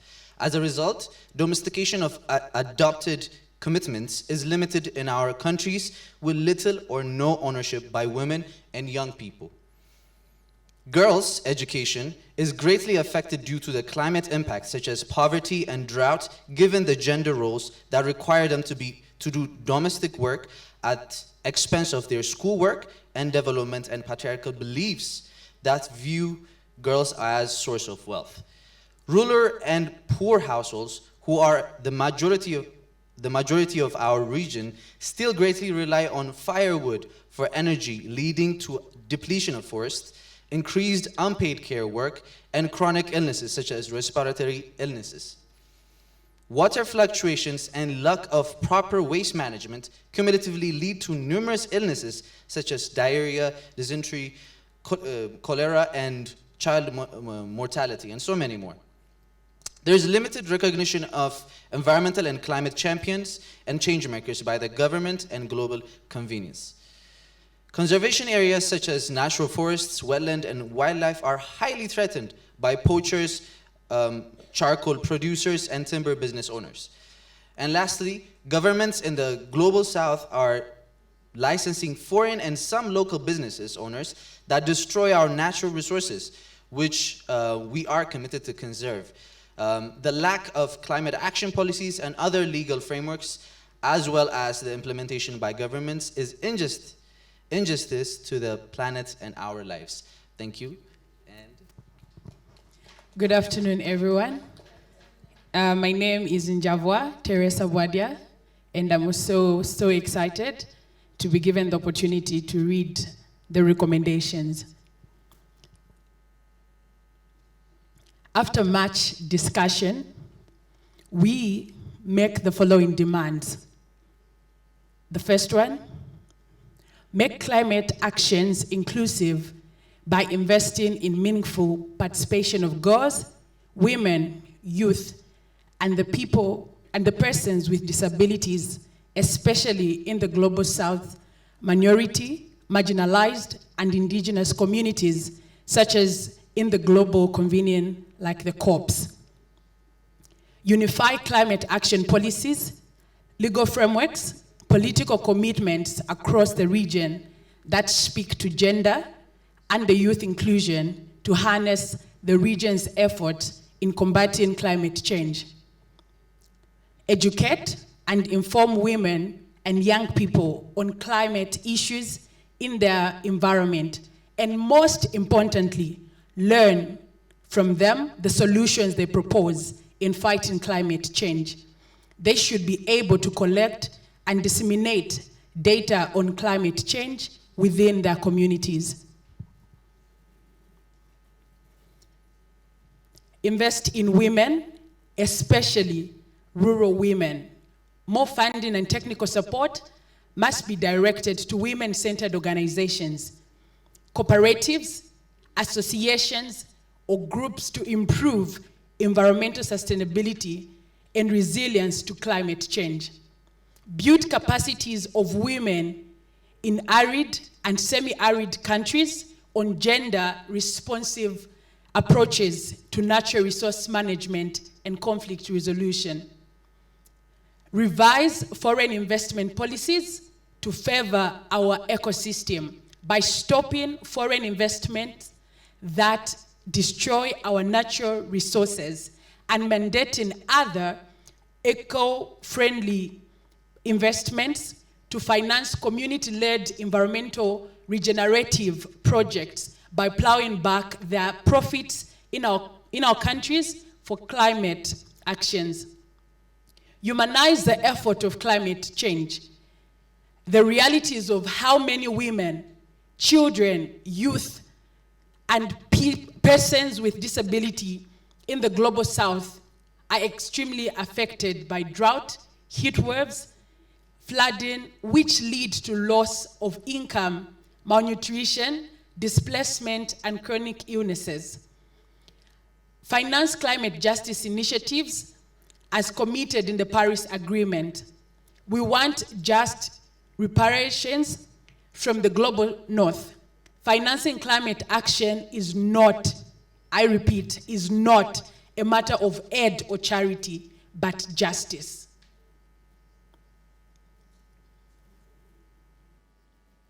Produce and disseminate simplified local information, education, and communication materials on climate change, especially in rural communities, and provide translation and interpretation resources for all inclusion.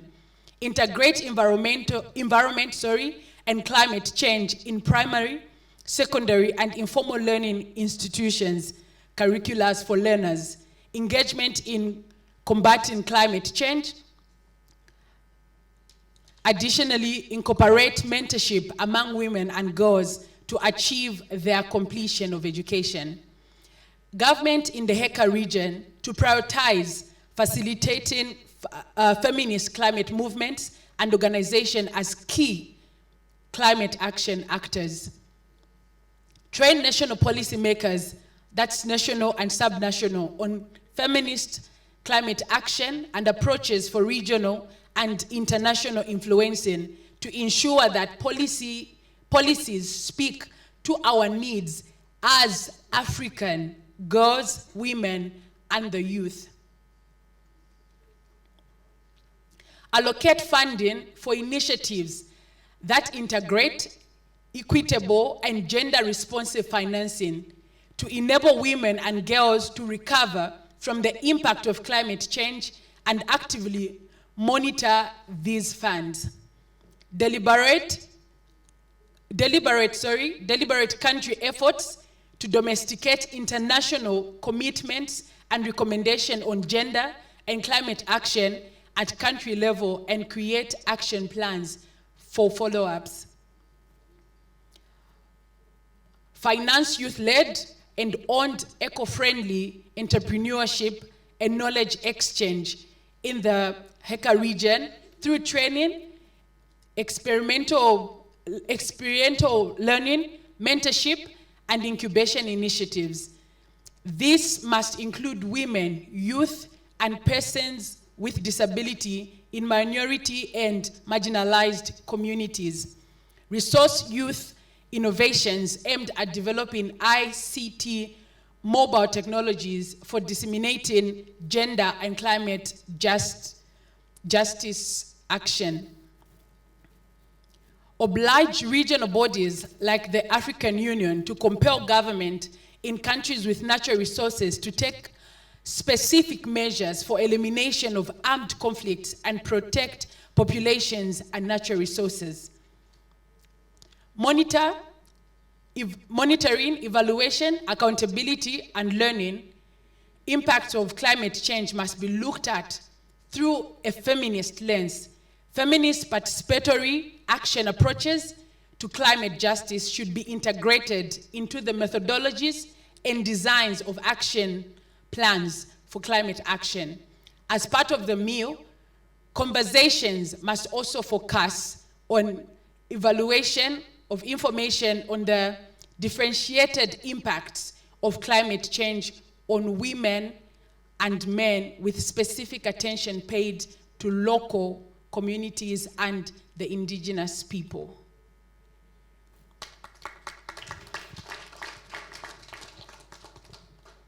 Maybe before I hand over the mic, this was long And this shows how we have so many problems.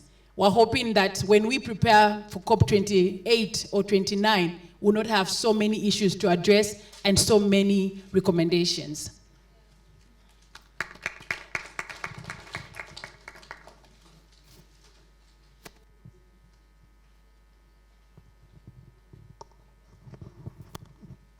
Okay, by show of hands, has the drafting team done great? By show of hands. By show of hands. Have your issues been addressed? So let's give them a big applause. I even like the way they decided that one presents on this, the other presents on the other. And so our recommendations are clear and our communique will get into the right places. And I know that by having Honorable Christine here, some of these issues will get into Parliament. And I know she attends every COP. And I know that some of these issues will continue to be addressed at different forums. And also, as you get to your countries, don't hesitate to make presentations to your leaders. As this is a Kampala declaration on young people's gathering prior to the COP. So thank you so much. I would like to call upon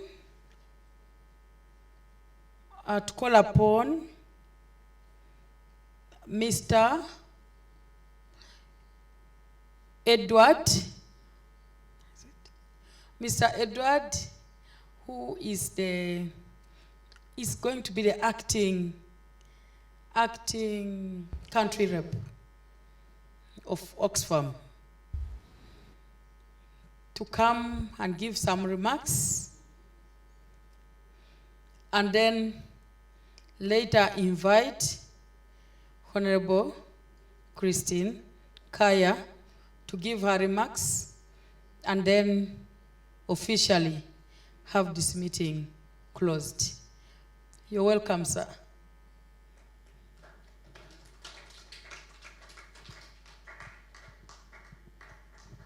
That clap, eh? Thank you. Thank you very much. And my name's actually, are they names or it's a name? Edward Mwebaze Sendide. And I do work for Oxfam as the head of programs. And of course, I can also be the acting director since he has left. Yeah. Just to appreciate our Honorable Kaya for being present, even if you may not have been able to be with us all the 3 days, but we appreciate the commitment that you have and you continue to show. And indeed, you are representing also the Minister for Environment as the Shadow Minister. So we appreciate you. I will just say a few words. I want to, of course, also state that I'm also a climate activist in my own way. Having been also a humanitarian person, I'm very concerned about humanitarian preparedness and response. And there is quite a lot of implication from what you have already said, and of course what we know about our region here. There is quite a lot of challenges to do with the climate. You may say now, Uganda, we fondly call ourselves as the Pearl of Africa. But the Pearl is also threatened. You have heard recently we have lost, I don't remember how many people in Karamoja due to climate-related challenges. There is a food insecurity situation there due to climate. And also conflicts as well, conflicts with our neighbors, South Sudan, Kenya, which sometimes are largely related to the resource use, sharing the limited resources as the climate change impacts significantly on these communities. So the analysis I have seen in your communique It shows that actually you have had an opportunity to synthesize, to look at some of these issues as they relate to the issues of women, girls, and young people. And indeed, this forms the biggest population that we have in most of these countries. And it means if the youth and the women are not engaged, are not participating, are not in decisions that impact them from a climate perspective, it means almost all the communities are at risk, because this forms the biggest population. And the few of you have come and had this dialogue and analyzed the issues further and recommended, want you to go back and engage more the groups that you have left at home, the different women, youth-led organizations, the different networks that need to act in their own small way, either to do something to prevent to address the issues of natural resource degradation, but also to take action in terms of influencing policymakers at that level.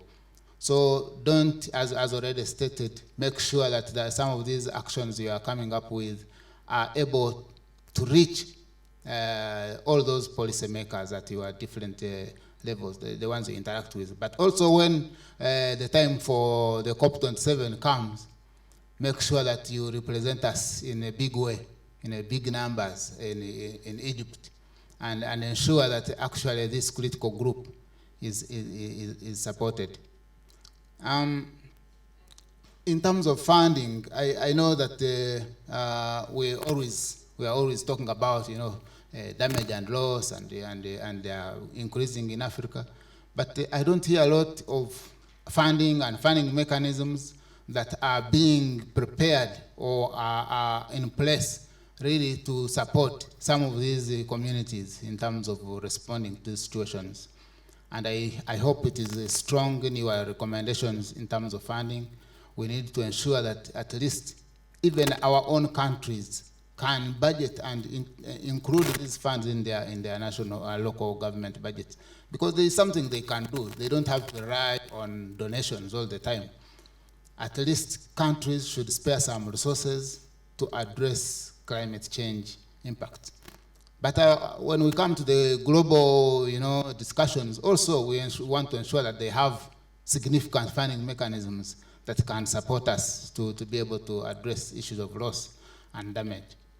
And so I want to appreciate the contributions that you have made throughout the week. And we want to, before we close this workshop, I want to first to invite our honorable member of parliament, who is also the shadow minister for environment, to say something to you, because she is an activist. She has worked in different contexts, and in fact I have also worked with her on similar matters of climate change before. So she has quite a wealth of knowledge to share with you, and I would like to take this opportunity to invite her to say something, and then we shall come back and close the workshop. Thank you very much.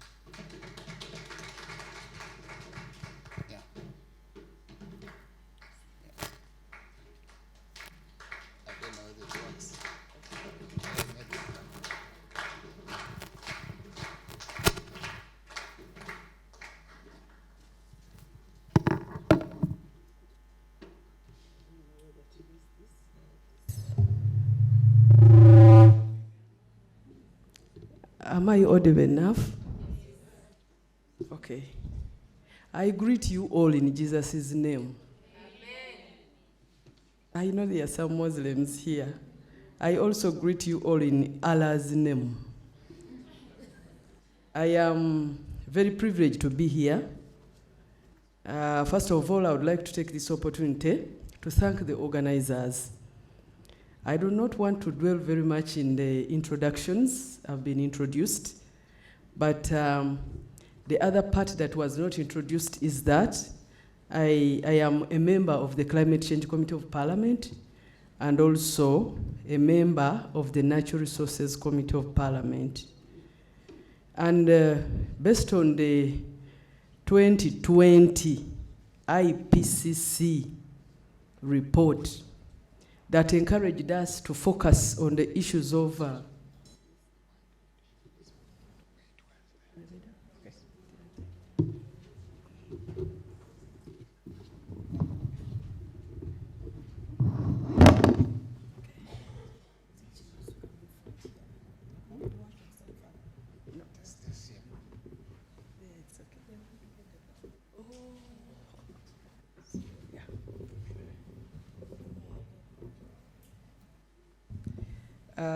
I was still continuing with the introductions that I belong to those committees, and based on the 2020 IPCC report on climate change, they advised us to mind about the effect of land management, land tenure security in sustainably keeping our environment safe. And when I looked around in Uganda, many of us were battling with the issues of land tenure, land management, land governance, land dispute resolution. When you look at most of the ecosystems that have been destroyed, it is because of land tenure issues. They gave us a report on the reasons why biggest chunks of forests are being cleared, and it was because of selfish challenges, but still because of 60% because of land tenure issues. So every climate change activist was requested to do something as far as land tenure security is concerned, such that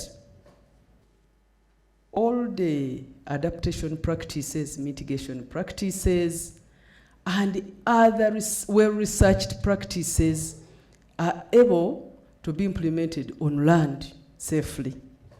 And that is how I came up with an idea of establishing what we call the Uganda Parliamentarians Land Management Forum, which I chair currently. So, in brief, that is Kaya. I thank the organizers once again. I have interfaced with many, the moderator. By the way, I don't know if she informed you about her next course of action. She's our candidate for the East Africa Member of Parliament. But we pray for her. Don't you wish to have such level of understanding concerning climate change in the Yala Parliament? Wouldn't you be happy to have such a knowledge up there? I think everybody would be happy to have those experiences in the East African Legislative Assembly. So we are praying for you. And then I've also interacted a lot with Oxfam. I would like to testify to all of you here that I am a child of Oxfam. I say I'm a child of Oxfam. Oxfam has also taught me a lot of things, especially as far as gender is concerned. On the issues of gender action, we have a methodology called Gender Action Learning System, and it was Oxfam that trained me in that methodology, which methodology I used so much to campaign down there. They don't know that that methodology can help you campaign well. How to express yourself among the uneducated, explaining what you want to do with the most vulnerable, the most stressed, the local. Do you know the word local? We have some local people, but there are others who are even local. There are also others who are local 3 times. So that methodology taught us how to relate well with those people. And when I used to express myself using that methodology, yeah, the electorates accepted and brought me in as a member of parliament. Much as I'm a shadow minister for water and environment, but we have always worked hand in hand with the Minister for Environment, Honorable Beatrice Anywa, on a number of issues. And we agree sometimes. Also, there are setbacks sometimes based on order from above. But on most of some of these technical issues, we agree. And you will get to know that we agree. So somehow, somewhere, I'm here on her behalf, but also representing the ministry as far as some of these plans are concerned. Because together, we have been coming up with ministerial statements to guide the budgetary process leading to the entitlement of the ministry to the national treasury.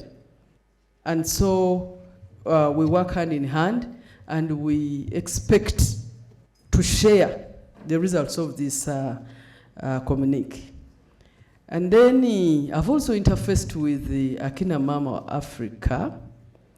One time, it was in 2019, around February to March, you will remember, I had applied for African Women Leaders Conference, and it was supposed to take place, I think, in West Africa.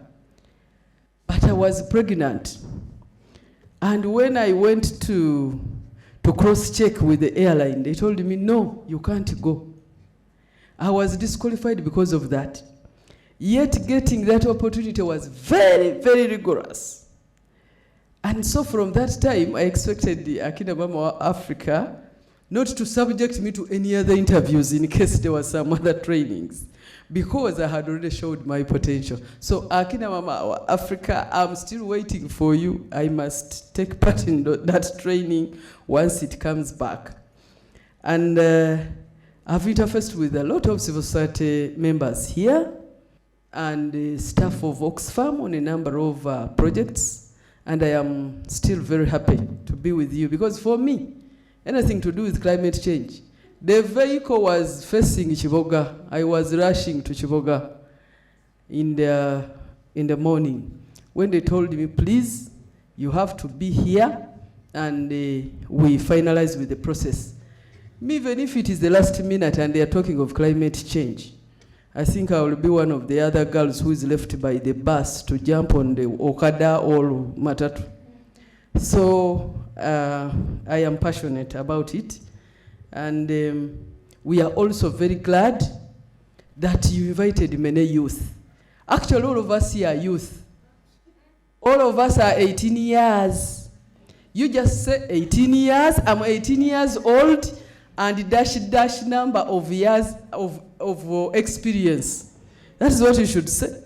So I am 42 years, but I can say I'm 18 years and 28 years of experience. With 28 years of experience. Is it that sexy? Yes. So you should be proud of that. Actually, even when we are relating with the youth, sometimes you also get rejuvenated. Because when you look at them, they give you a future to fight for. They put in you that other sense that you know. You will go, but these ones are following you up. So we are very happy that you try to mobilize men of our youth. I've also looked at the composition of the participants from the different countries.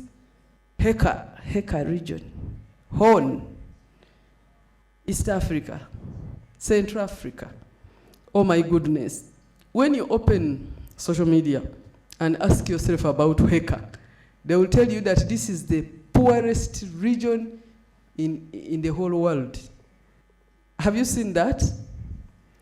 So I would like to just inform ourselves. After categorizing us that we are poor, one of the biggest challenge, one of the reasons why we are like that is climate change. Climate change is taking over 80% of why we are poor.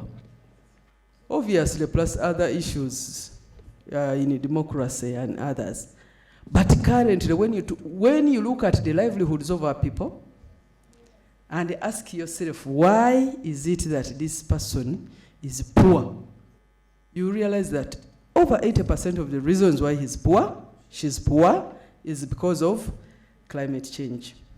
So I am also very happy. Everything about climate change makes me happy, I think.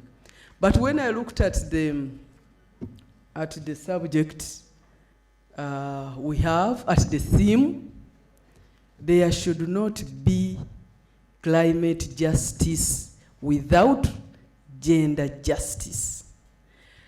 It is gender justice that was first, you know, because gender justice is talking about stop any discrimination, any discrepancies, and do something about the inequalities that you have identified.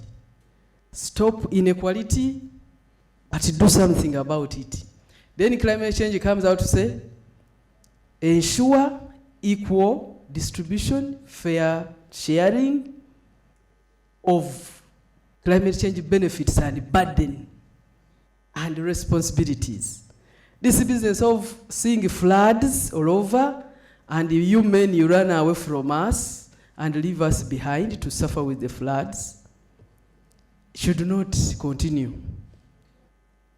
This other business of finding a drought, experiencing a drought in an area, and for you identify some other woman who is in a well-to-do place with a lot of rain, with a lot of water. Stop that. We should suffer together. Okay? So we are not only sharing the burden as women and men, but we should also share the benefits. Okay? Because there are benefits that come with climate change in some places. We should, and also the responsibilities. This other business of women saying that you cannot plant trees, that is a men affair. Stop that. We are all supposed to be concerned. This business of men not minding about what we use as we cook, stop that. That is an inequality. It must concern all of us. Because culturally, sometimes they select women based on whether this woman knows how to cook, whether she brings the food on time, whether her food is tasty, whether her food is enough. Those are some of the parameters. But you don't ask yourself, what have I done to ensure that the food comes on the table in time or on time? You leave everything concerning the kitchen and the cooking to us. That is an inequality. You must take part. You must worry about the water. Where do I get the water that I use to prepare your food, that I use to wash your clothes? You must mind about that. Other than saying, I'm fed up with that well. Only rumor mongering taking place at that well. So, whether you go or not go, but me, I'm fed up with that well. And you're not doing about anything to do with tap water. You have not brought tap water. What are you complaining about? So, inequalities must stop, and the theme is very important to us. When you join gender and natural resources management or climate change management, then we are able to bring in gender-sensitive technologies.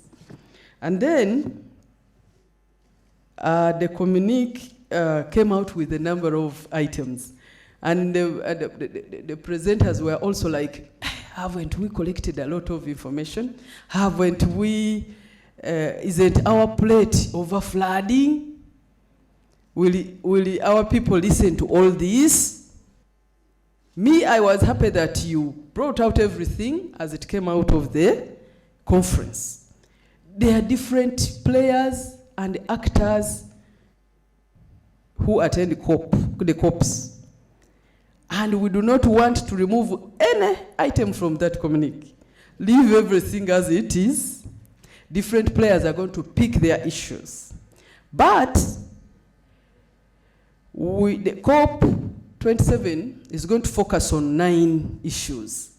What I'm requesting would be probably to identify some of the recommendations and align them to the COP27 objectives. For example, when they say innovation, COP27 is going to focus on innovation, clean technology, centrality of water. You see, water has brought us issues. When it is scarce, we are in problems. When it is a lot, we are in flooding. So, centrality of water is part of it, agriculture, and its related items of food and seed. Then the role of science, then attention to biodiversity loss. We have to mind about the rate at which biodiversity is being lost and come up with solutions. So this is one of the items. Then energy transition. I don't know what you are using at your place, but you must transit from what you are using to some other. Even as members of parliament, we still have charcoal stoves in our homes. We still have them. Even when you are ready to pay for electricity, it may not be available all the time. So you might have to put a charcoal stove somewhere to wait for those bad days. So the transition to clean energy. That's why some of us, we are already worried when they tell us that by 2030, our oil, the price, the cost of our oil may go down. Because the uptake of fossil fuels, technologies that consume fossil fuels, slowly by slowly are being dropped. We must get our oil very fast and sell it very fast. That one, internationally, we have no guarantee. Then decarbonization efforts. And this one is too much emphasizing on the oil and fossil fuels related excavations. They are saying that you do whatever you want to do, but before you do it, put facilities to offset the carbon that will have come from your investment. They are not against any establishment or any excavation or any development, but try to ensure that whatever you do, you have provided for carbon offset. And then the last one is finance. Finance. Uganda, I'm just giving an example for some of you who are here. The recent COPs, we are copying a lot of practices from, for example, Rwanda. They come with bankable project proposals. But for us, as Uganda, sometimes we are, looking for how to receive what will come. But we have not put a serious force to sit down there and generate these bankable projects. The organizations that can put down something are not accredited internationally, and so it is very difficult to tap into some of those baskets. These are nationally accepted or accredited proposals, which civil society, whether international or national, may not be able to do. But as Uganda, I see the funding option in Ministry of Finance. They are just there to manage who wants to apply. But we, as a country, we do not have that a collection of brains to, keep looking at GCF, what is there, what can we tap into and write. So those are some of the themes that are going to guide COP27. So from the communique, we would like to align our proposals to some of these options such that we capture everybody's aspirations. For those who are interested in innovation, they will pick your proposals. And COP27 is slated for 6th to 18th in Egypt. And based on what I know, most of our HECA countries are already committed to the COPs and the UNFCCC. But the participation sometimes of the women is not easy. Honorable has cited that I don't miss COPs. But even me right now, I'm not sure of my participation. I'm not sure. I'm already accredited, but I'm not sure. And it has always been civil society sponsoring us. Yes, Parliament, I don't know whether it will be a priority. So we are always not sure. The Gender Action Plan provided that the participation of women should be at the forefront. How many women, specifically how many women? They didn't even ask for whether the women are 18 years or they are people with disability or what, but how many women?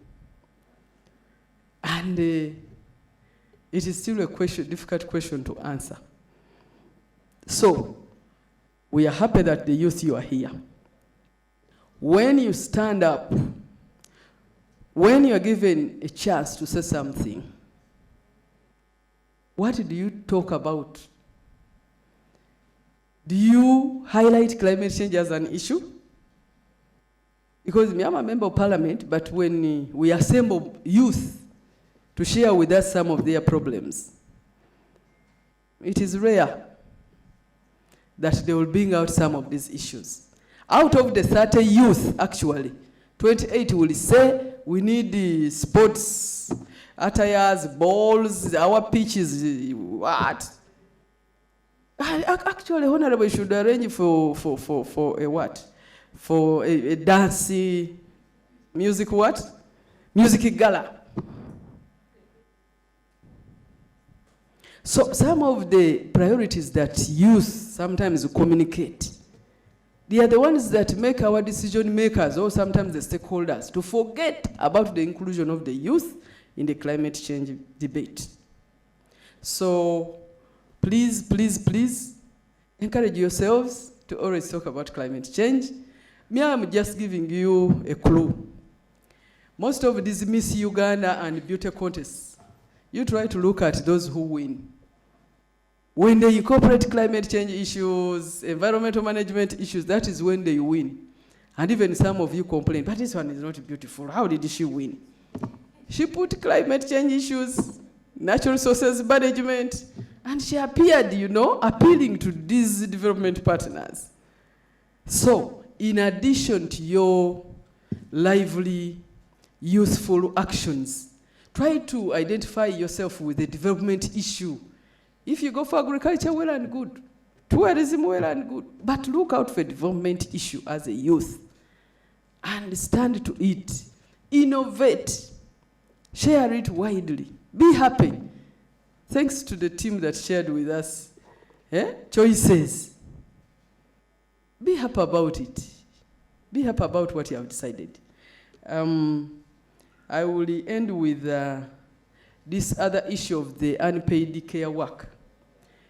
Before I came here, I had a breakfast meeting, and it was on introduction of the Employment Act 2006. There is a proposal to amend the Employment Act of 2006. And one of the issues that members were bringing was the need to incorporate the unpaid care work into that what? Into that bill. Then others were like, no, let's leave that one for the marriage bill. The marriage bill should be the one to address that other issue. So we were like this. We didn't know where to put it. And here I come. I begin hearing from you that it is a what? So I would request that who on it, I've rated with who on it as well.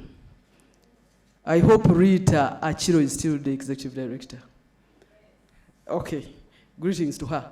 But they should also take keen interest in following up with this bill to ensure that some of the issues related to the unpaid work are incorporated. The most problematic issue around that amendment is the failure of Uganda to gazette a home as a workplace. So, if a home is not a workplace, how do you say I'm not paid? So there are very many issues that come up.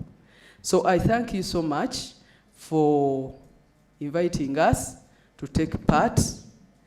We shall be waiting for the soft copies and hard copies of the communique, such that we are able to incorporate the issues in the upcoming national position paper on COP27, because the processes are going to start. Thank you very much, Oxfam and the team, for scheduling this meeting now, this conference now, because in the past years we are always firefighting in November. Almost 2 days to COP, that is when we are moving up and down to solicit ideas from people. I think it was not good. So I pray that this time around, the different issues are going to be incorporated, and the different gender will be considered. Thank you so much for the opportunity, and I therefore declare this conference closed. Thank you.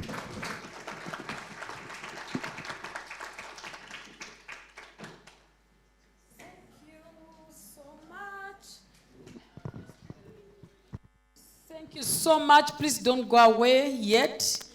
Even if what I'm communicating will now be, once the conference is closed, it's closed, but stay put. Now, my name is Jacqueline Amongin, and I want to invite all of you to give a big hand clap to the Honorable Christine Kaya. And I would also like us to really clap hard for our facilitators from day one up to the day last. Mine is just clapping. I would also like to ask you to give a big applause to Oxfam for this initiative. And the team that has been working behind the scene, some of whom you were not able to see them, but they were the ones making this function to run. Let me start by thanking Mr. Shanti, the CD of Oxfam, Madam Jane, Oxfam, Edward Mwebaza, Oxfam, Titi, Niva Titi, is she here? Please clap for that lady. When you see me here in front, they are the ones moving everything. A big hand clap for them. Please, Christina. Where is Christina? Please, thank you. Thank you, Christina. Ruth. Is Ruth still in the room? No. Jackson. Our interpreters. Merci beaucoup. Asante sana. Shukran. Thank you so much. And then, of course, before we clap, me, I'm a believer. But let me also put my hands together to clap for the great participants we've had in this meeting. 1, 2, 3, go. Again. Again. And as you travel to your different destinations, yes, I know. As you travel to your different destinations, just know we will meet there. We'll meet in Rwanda, we'll meet in Kenya, we'll meet in Tanzania, we'll meet in South Sudan, we'll meet in Ethiopia, we'll meet in all the DRC, all the corners of this room. Me, I will meet you. Or we'll meet in another destination. But the most important thing, let's keep in touch. Keep in touch with your friends. You've made what? Yes, I'm getting there. We will meet in that. You've made friends. And I remember when we were starting this workshop, we had expectations. Can someone put those expectations there? I want just to pick 3. We want to know whether we've met our expectations. Rapporteur, just put there and we project.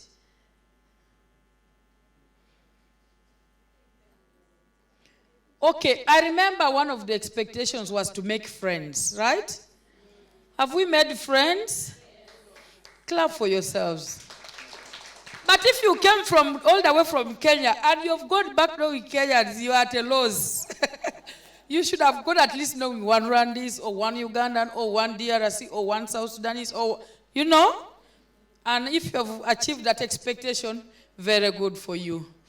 The other expectation was Someone wanted to know what feminism is. How many have, today as we close this meeting, have understood what feminism is? All of us. Yes, clap for yourselves. So bottom line, even when they don't project the expectations, you know that you've gone at least 70%. If it is not 100, 70% we've achieved our expectations of being here. So if you've achieved, only if you've achieved the expectations, clap for yourself. Correct. I've seen some people didn't clap because probably they did not. For me, I achieved my expectation. One, I wanted to leave this room at least knowing like 20 people, which I can do that if we met anywhere in the streets of Rwanda, Kigali, where I can say, hey, Sharon, hey, El Shaddai, hey, Jordan, hey, Christine. I can't do that. Two, I wanted that this meeting organized by Oxfam achieves its main goal, coming up with a strong message of the young people, and we have achieved that. So thank you so much.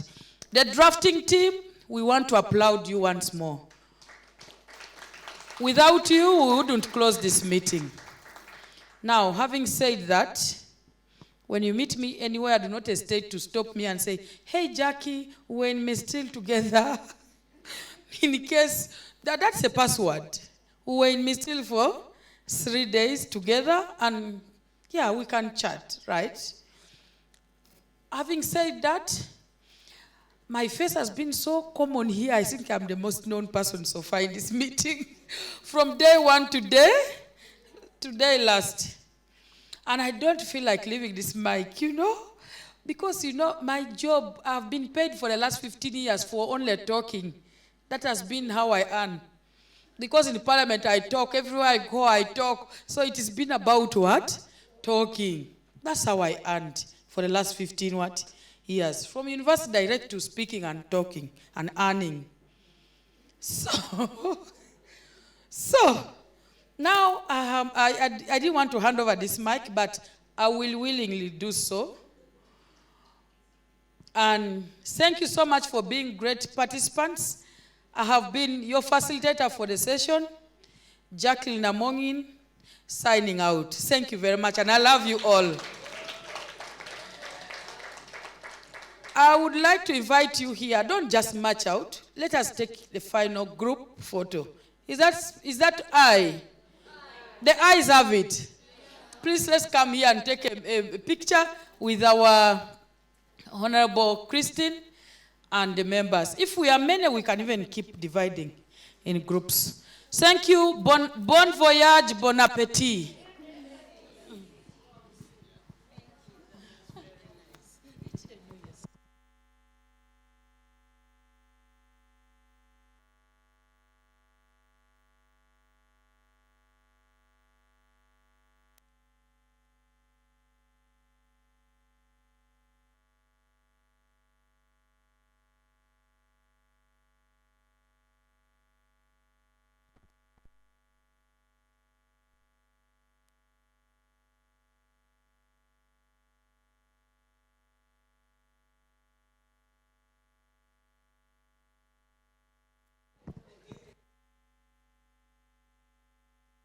But as you take pictures, if there is anybody I could have wronged in one way or another, please forgive me.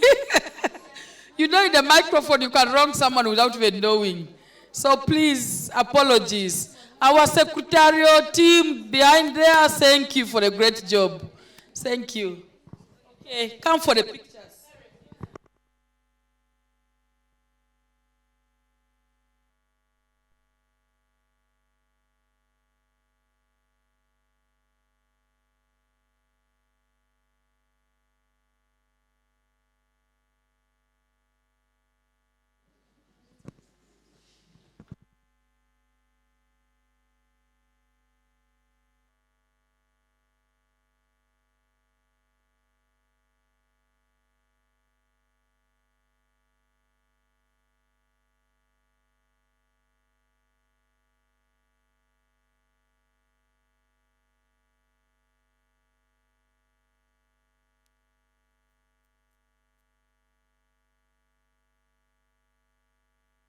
Please come for the group photo.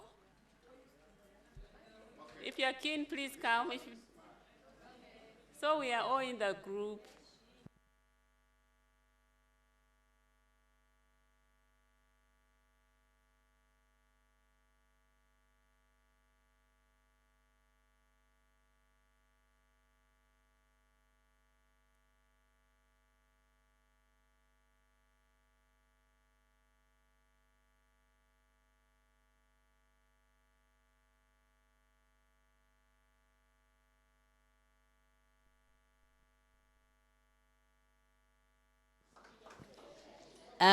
Excuse me, the gender leads.